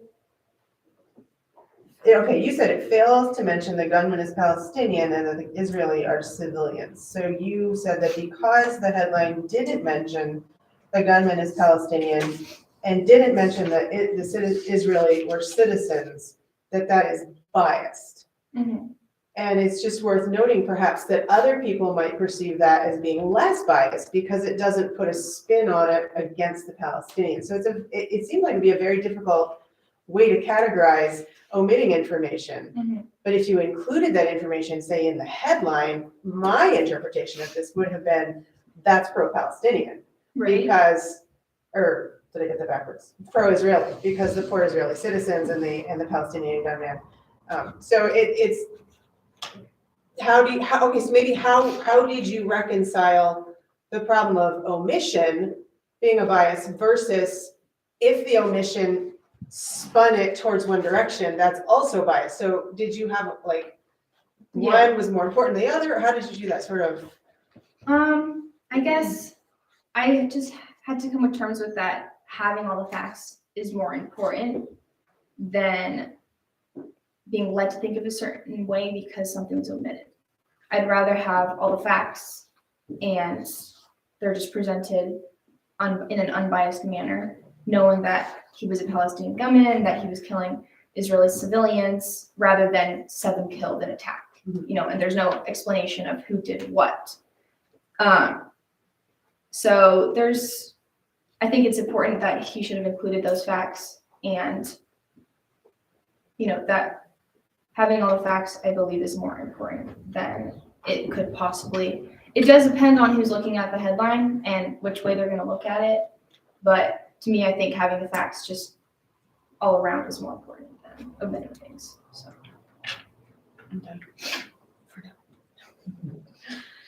My question for you is, what did you find to be the strongest refutation or kind of antithesis during your research?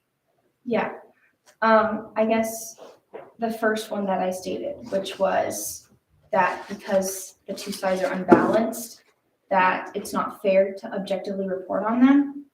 I found an article from a Palestinian journalist who was saying how Palestinians are constantly in fear of Israel bombing their houses.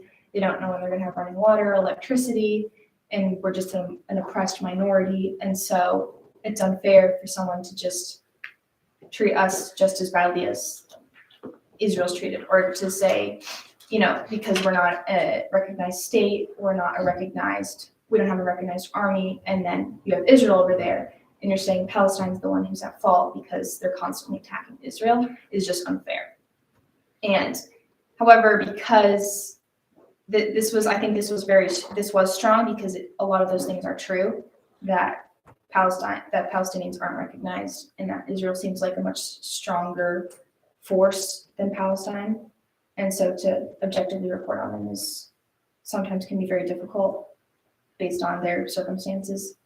However, as I stated, they're just because they're uneven doesn't mean you can't objectively report on them. So. In your paper, you make a statement here. It's starts at the bottom of page 10. The current Israel government is one of the farthest right-wing governments historically for Israel. Therefore, liberal journalists will favor Palestinians more than Israelis, and conservative journalists will favor Israelis more than Palestinians. My question for you here, one is a matter of sourcing your position on this. You make two very absolute statements that liberal journalists will do this and conservative journalists will do that. Yeah. What was your basis for that absolute conclusion? It was just based on my research, and I'm definitely not a super amazing authority on that. And I did tend to make absolute statements in my paper, and I should have explained that I needed to do more research before making completely absolute statements. However, based on my research, because of the Israeli government's position and their actions that they would take, and how conservative journalists would view them and talk about them, and then how liberal journalists would view them and talk about them, I just found that the liberal journalists would favor the Palestinian side because of the government, and they would, I don't know, I think vilify is a little strong, but sometimes they would just make them seem bad because of the positions they held and what they were doing, and it was just easier for them to say they were bad because of that. And then the conservative journalists, they wouldn't always favor the government just because they're, right wing, but a lot of the time they would say they're doing a pretty good job of handling things compared to what the liberal journalists would say. But yeah, it's an absolute statement isn't very appropriate for, the position that I'm in. So. What I'll comment on with that, I think you're right. Yeah. I think you're right.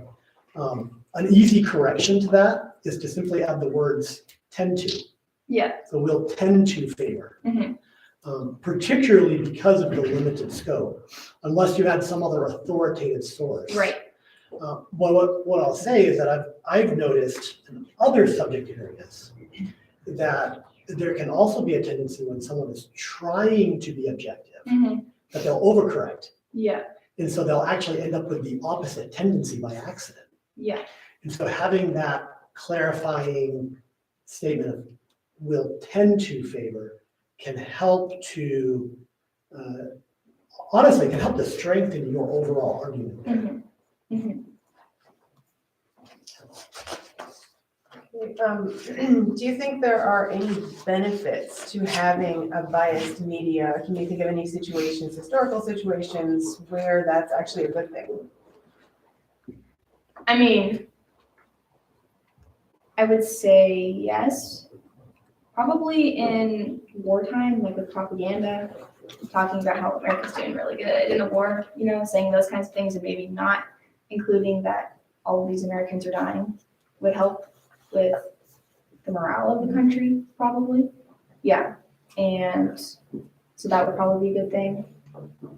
And I mean, any similar scenario to that when you're trying to boost the morale of the country and you don't want to talk about how many of your soldiers are dying would probably be a good scenario.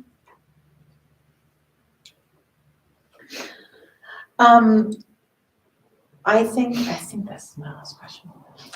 I'll clarify that, might not be. Kind of bookending with what was said at the very beginning, as far as you did a tremendous job of narrowing down your thesis. But part of that I am wondering is, how did you end up choosing those two news venues as the two that you were going to focus on? I researched what were the oldest and most well-known newspapers in America, and that I was personally most familiar with and had the most experience with. And especially from researching throughout challenging debate and all of that, these are the sources that would pop up most frequently about these different topics. So that's why I chose them. You mentioned at the end of your paper that objectivity is relevant today as it was 100 years ago. And the American public still believes so. Now, I know this is beyond the scope of your paper, and so your research wouldn't have given you most likely any insight into this. But as a guess on your part, do you have any thought as to how the, we'll say, lack of objectivity today compares to whatever level of objectivity there may or may not have been 50 or 100 years ago? Yeah. Well, especially with this issue, I would say that back then objectivity was viewed by the newsrooms as more important. The New York Times has, I stated in my paper how they have in the past struggled with it, but they received a lot of backlash for that. The public really didn't like it and made sure that they knew that they needed to be objective, and they understood that. And so back then they really tried to focus more on that. And especially when I feel like there wasn't as much of a focus on oppressed minorities back then, and who, you know, being sensitive about how you portray something because of that and being objective. It was more just focusing on the facts and bringing that out. It doesn't mean the papers did it as well. It doesn't mean that they were just as good as objective. They were better at it back then than they are today. But I think that generally, like in the public sense and in the newsrooms, it was viewed as more relevant and should be done in journalism more than it is today. And the thing about truthfulness and transparency is it's a very new concept. I looked at some very new research and studies that talked about how we should do away with objectivity and how they think it's outdated. So I found a lot of very new stuff that talked about that. So. I have one more. The question I've been repeating for everybody. and that is, as you did your research, was there anything particular that surprised you? I had to research what the conflict was, what the Israel-Palestinian conflict was, and because it kept popping up in the news recently, and I didn't know that it was so old. That has been going on since 1944, and that it's still as relevant of an issue as it was back then it is today. So that really surprised me. So. Thank you.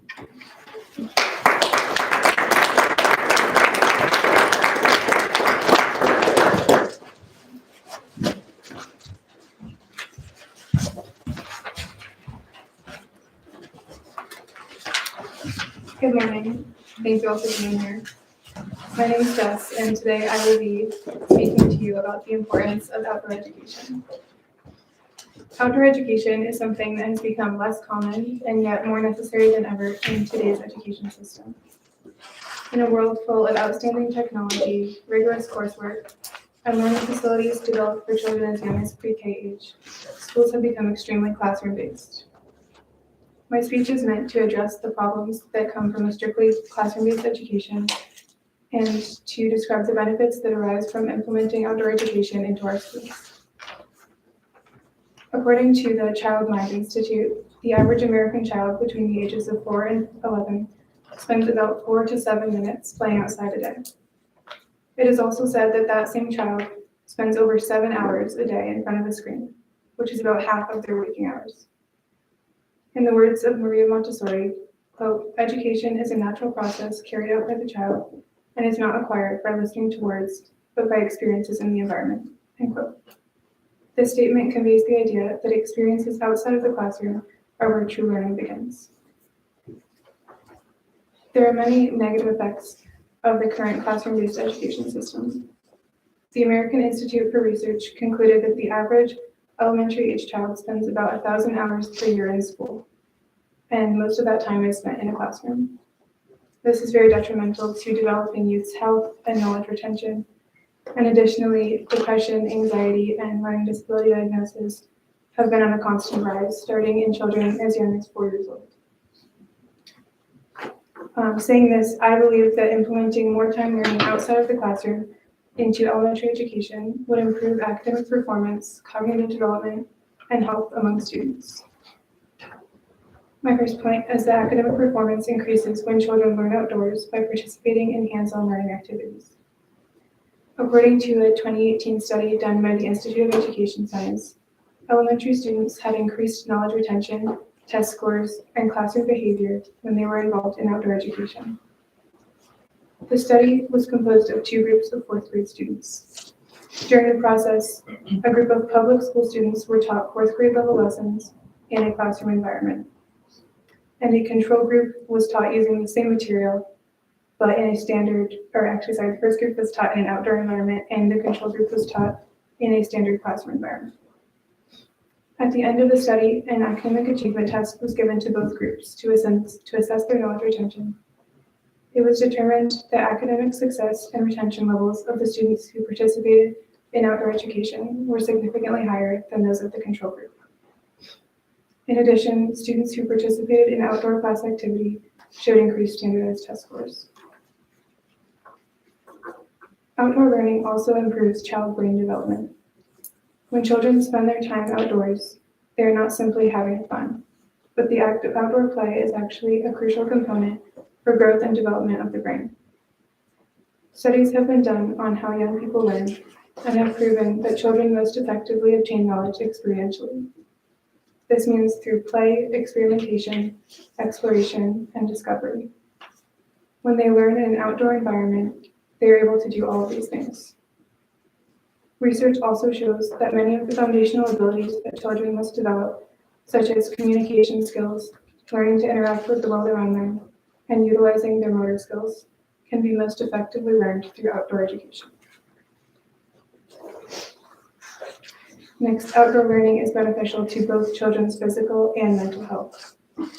The England National Children's Bureau performed a comprehensive study on the importance of natural play and outdoor learning. They reported that, quote, the powerful combination of a diversity of play and outdoor experiences has direct benefits for children's physical, mental, and emotional health. When children spend time outside, they get more oxygen to their brains, which increases serotonin levels. Serotonin is a transmitter that helps to improve certain mood disorders like anxiety and depression. Vitamin D from the sun decreases the incidence of autoimmune diseases, cancer, and inflammatory conditions. It also regulates calcium and phosphate, which keeps the bones, teeth, and muscles healthy. In addition to getting fresh air and vitamin D from sunlight, students come into contact with beneficial bacteria when they are exposed to dirt, which improves their immunity. When children learn in an outdoor environment, they also take a break from textbooks and screens and become less stationary. This is extremely important for health, especially in young children, because their bodies are still developing and changing. Getting outside, being exposed to fresh air, and being active in an outdoor environment has the potential to contribute to the prevention and management of over 20 conditions and diseases, including heart disease, diabetes, cancer, and obesity. Childhood obesity is something that has become more common in recent years and has long-term effects on both physical and mental health. According to a study done by the organization Head Start, quote, 37 to 60 minutes of time spent engaging outdoors corresponded to a 42% reduction in the risk of children's obesity. Outdoor learning is also beneficial to children struggling with ADHD, ADD, or other behavioral disorders. Spending time learning outside sharpens the senses and decreases symptoms of distraction, hyperactivity, and brain fog. Overall, it is proven that outdoor education is beneficial to children's health in many aspects. Though there are many benefits to outdoor education, there are those who are opposed to the idea of implementing it into children's education because they simply do not welcome change. Some teachers are set in their beliefs that the standard classroom setting is the best way to teach and for students to learn because they don't have the confidence to stray from what they know. Therefore, many school systems have completely dismissed the fact that zero outdoor learning or creative time outside the classroom has negative effects on students' health and performance. Another reason that schools are hesitant to implement outdoor learning is because they aren't in an ideal location. Although outdoor education could still be achievable by creating outdoor learning centers, developing plots of land, or offering outdoor programs, most schools are not investing in these ideas. In this review, there were no studies found to support that the cost of outdoor learning exceeds the cost associated with traditional school buildings and maintenance, especially when already existing resources were utilized. And another common reason that people disagree with outdoor learning for children is because they think that nature is too distracting or that learning outside is not suitable for certain students, such as those with learning disabilities. However, studies have proven that outdoor learning allows students to have more focus and can even be the cure for some children who are struggling with ADHD.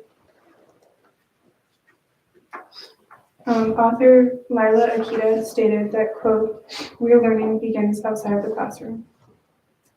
Physical and mental development does not stop once a child enters elementary school, and neither should spending time outside. Children in today's society appear to be getting fewer breaks from academics in order to achieve elevated scores and meet higher standards of achievement. The issue with this is that it doesn't allow the brain to take a break and recharge. Research and studies clearly show us that active outdoor play incorporated into education leads to increased academic performance, brain development, and improved physical and mental health. This topic matters because certain students are unable to reach their full potential or even their full education due to the environment that they're expected to learn in. If education is so important, which in America it is considered crucial, then I think that this topic should be important to everyone because the way that we learn often reflects on how we will succeed. More effort could be given by school systems and organizations to make outdoor learning more accessible to children living in unideal locations and rural communities alike. This could be by creating special centers, like I said before, or simply utilizing plots of land that already exist to devote to outdoor learning. Another way could be by training teachers on how to incorporate more time outdoors into their curriculum. True learning and comprehension is more important than how well a child can operate sitting in a classroom. And with so many resources and options in today's world, outdoor education is something that should be considered in every school system. With anxiety, depression, and sedentary lifestyles on a steady climb, mental and physical health is more important than ever. So in a world where an educational crisis is on the rise, it's our responsibility to build up strong citizens and future leaders. Getting kids out of the classroom and into an outdoor environment would promote confidence, health, confidence, and restore will for learning.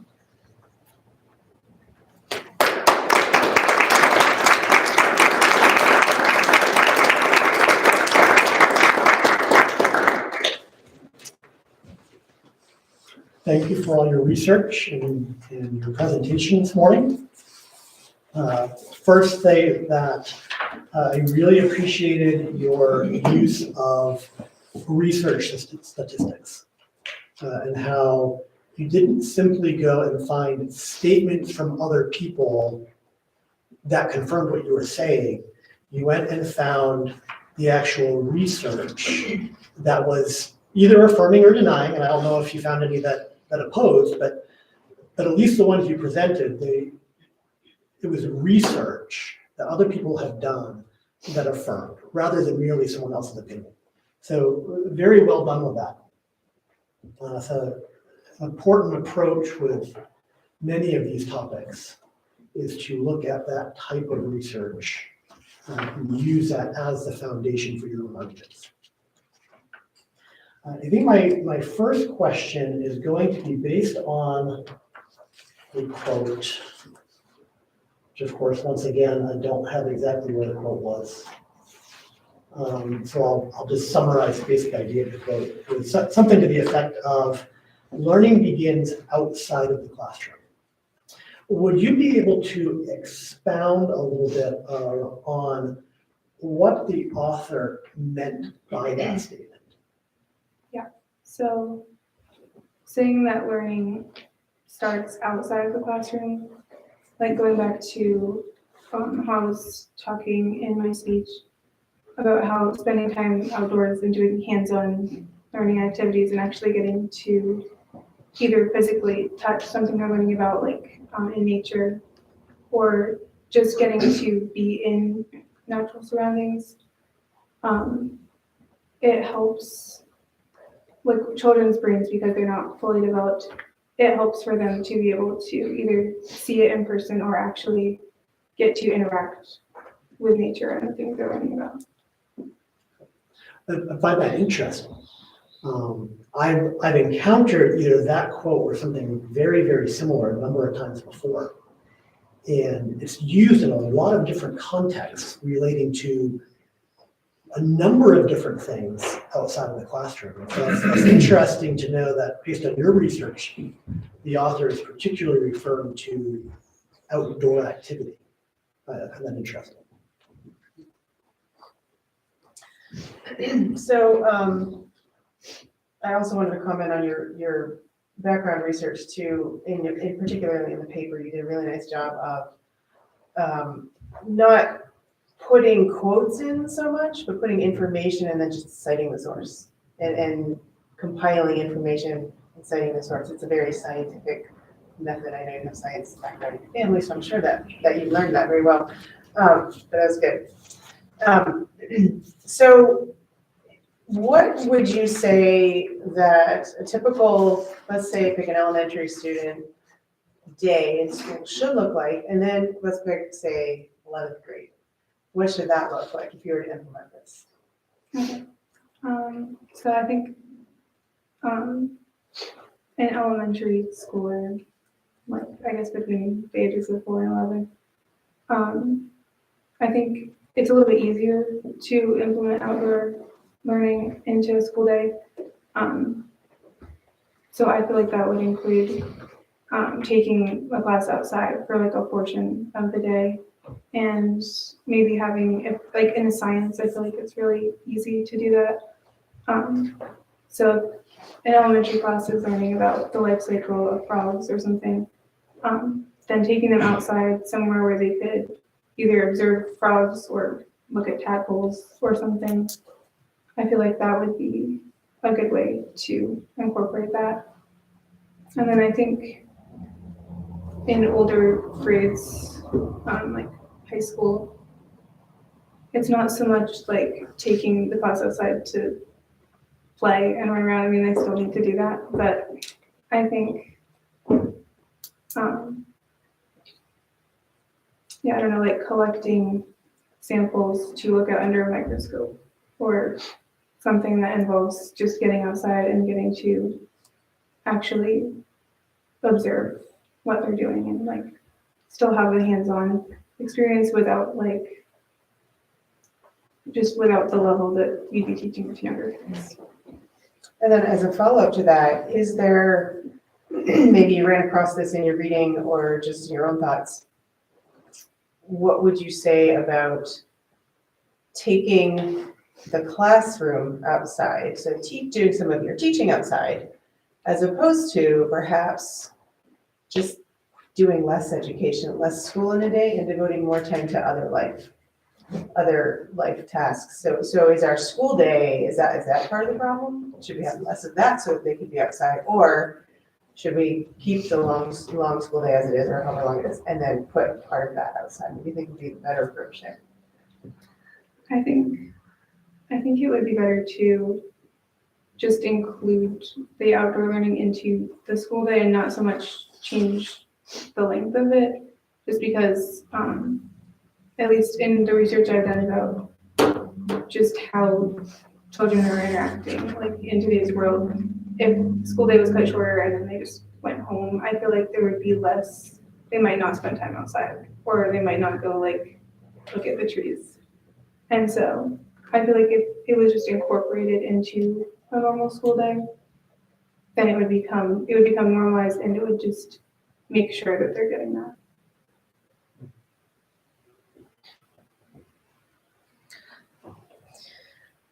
Sorry.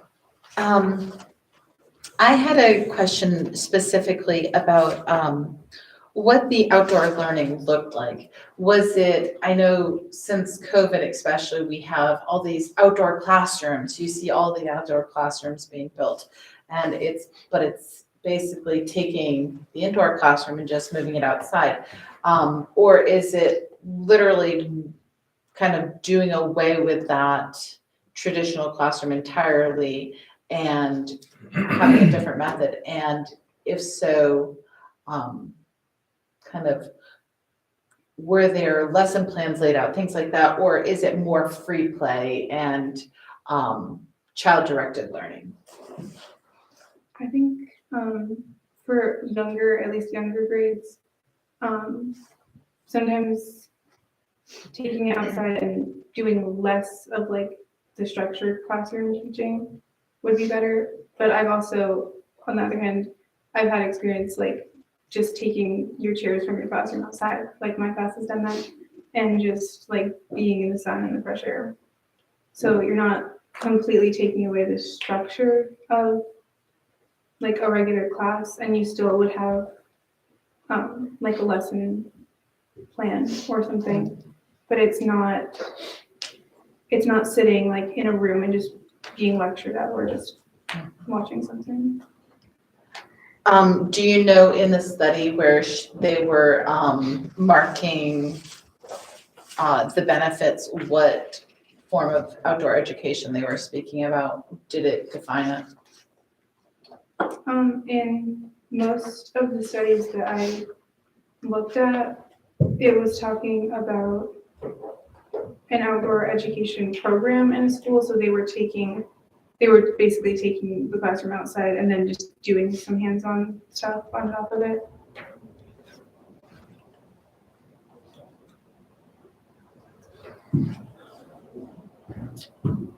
I appreciated how throughout your paper you brought up objections. My question for you is, when you bring up your objections, it's usually a some say or many think, those sorts of statements.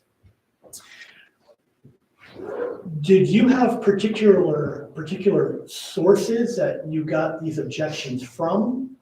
Or are they more theoretical objections that you've come up with as potential objections? So I know for one of the statements I made about how some teachers, they don't want to stray from the standard classroom setting because that's what they've been trained in, that's what they know. And so they don't really have the confidence to try outdoor learning because they don't feel like they know how to do that.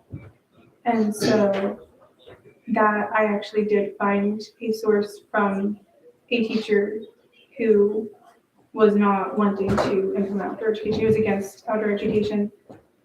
And so it was kind of like a personal note from a teacher about how they felt about it. And yeah, that was some of them, though I couldn't find like specific studies showing that like all teachers think this, but it was more like individual people's opinions on it. It tended to be more anecdotal.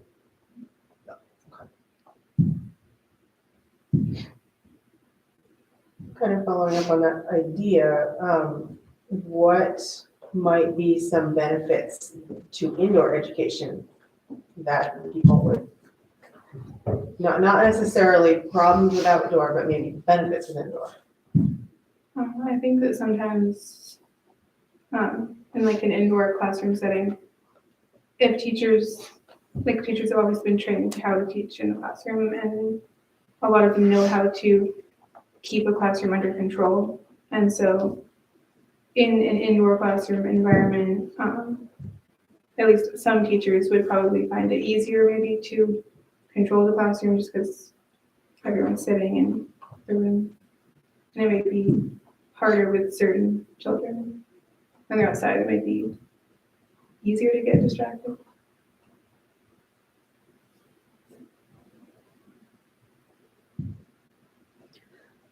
You had stated that in this review, there were no studies found to support the cost of outdoor learning exceeds the cost associated with traditional school buildings and maintenance. Cost is so often cited as a deterrent. I know that that's one I've heard very often. Were there any studies that you found or articles that you found that supported outdoor learning being more cost effective? Yeah, I actually, I've had one source, I don't really remember which one it was, but there was one that was talking about teachers and like how like most teachers haven't been trained in outdoor education, so they don't feel confident doing it. And so the negative thing against outdoor learning was that it would be costly to have to like hire a special educator, like a trained outdoor educator. And so that would cost more money, but actually I had found that if teachers were being introduced to the idea of outdoor education and being taught how to incorporate that into lesson plans, then that would actually be, it would be a lot cheaper because you wouldn't have to hire a specialist to come and do that. And then also, just by utilizing, like how I said, like already existing resources. So like if they're like in a school system, if there is like a plot of land nearby or like nature trails or something, then just using that for outdoor education would be easier than like building a specific like thing just for outdoor education.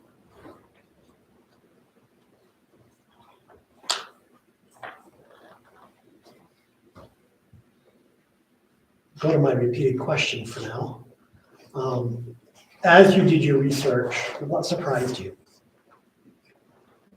I think the statistics on how much time the average child spends outside and how much time they're spending either inside the classroom or just in a building or on devices.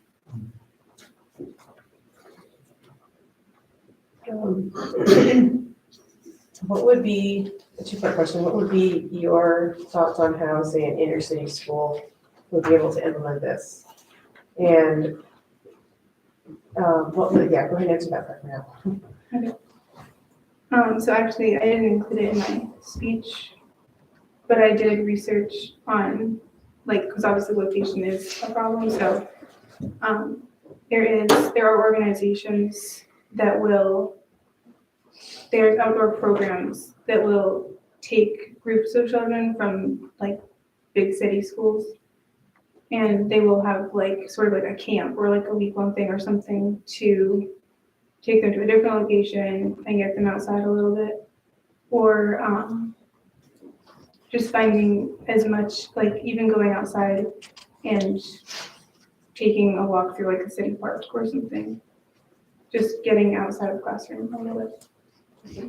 And then also to follow that up, given that it is obviously easier for schools, say, here than in Boston to do this, do you think that implementing this would increase the haves and have-nots, separation of poverty versus wealth in schools, just the opportunity available so that you have higher performance, higher opportunities for what probably in a lot of cases are wealthier people because they're not right in the city compared to the students who don't have that?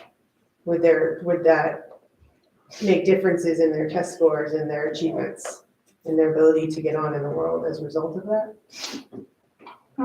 I think so. I think that if outdoor education was implemented into like regular school systems, then it would be included for everybody in the school system, like no matter how much wealth they have or what their situation is. And it wouldn't be costly to people who can afford like a special outdoor school or something like that, like a private school.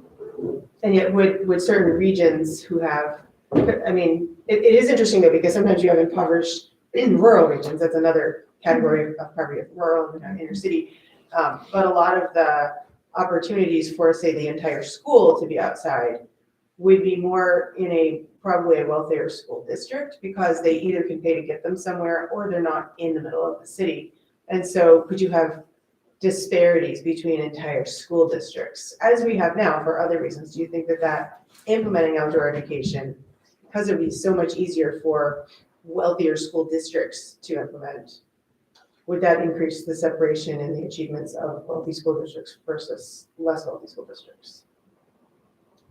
I think it's a possibility, just because there are so many benefits to the outdoor education.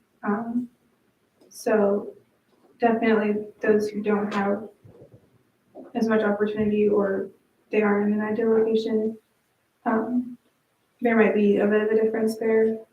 But there are programs that will, like nonprofit things, who will travel to schools actually.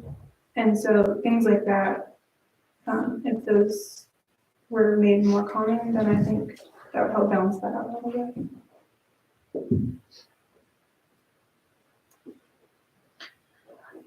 What did you find the strongest case for keeping school inside? I think the strongest would be just that it's harder to control, or some teachers don't feel like they're cut out for it.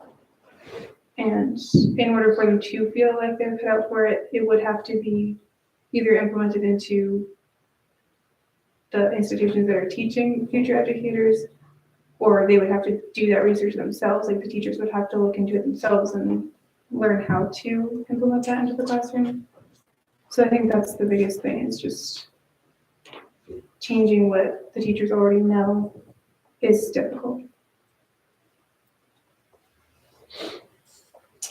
My final question is one regarding citation. Overall, I think you did an excellent job citing your sources for your information, your studies, your quotes, all of that.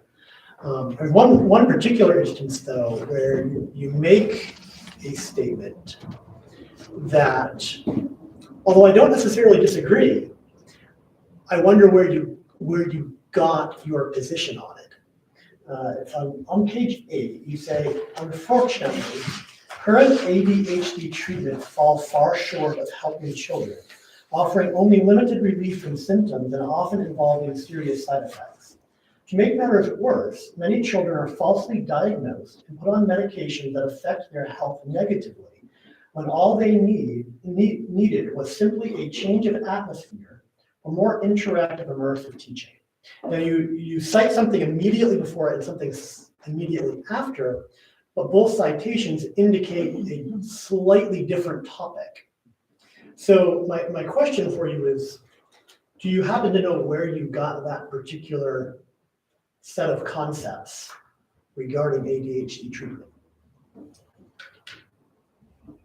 I believe that right after, and the citation right above it, I believe I got it from the same source. There were like 2 different sections of it, it kept going. So I'm pretty sure that that is where I got that from. It was sort of expounding on like the benefits and then the negative.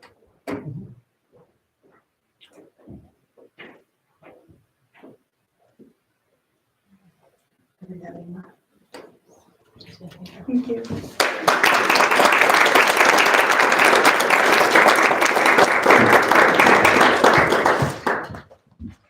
I want to thank you all for coming. Students, let's give them another round of applause. They have worked so hard and they have persevered and endured many months of working on their papers and this presentation today. So students, thank you for all the hard work that you put into this. Judges, thank you so much for reading their papers, commenting on them, and putting the time and energy and thought into all of your questions. The students have provided a light lunch for all of you. They can set that out now. And if a lot of topics have been brought up today, so if you would like to interact with the students or ask them questions, they are available for that purpose during this time. So let me pray for our lunch, and then they'll set it up. Lord God, we thank you for your faithfulness. We thank you for being faithful to each of these students. We thank you, Lord, for the hard work that they've put in, for giving them clarity of thought, for giving them the ability to articulate their stance as well. We thank you for all that you have taught them, not just this year, but all their years of challenge and how to communicate winsomely and how to communicate persuasively and beautifully. Lord, we thank you for all that you're teaching them. We ask that you would take what they've done today and that you would use that to prepare them for what you have for them in the future. We know that we will use all of this for your glory, and we thank you for that. We ask now that you would bless this food to our bodies, and in your precious name, amen.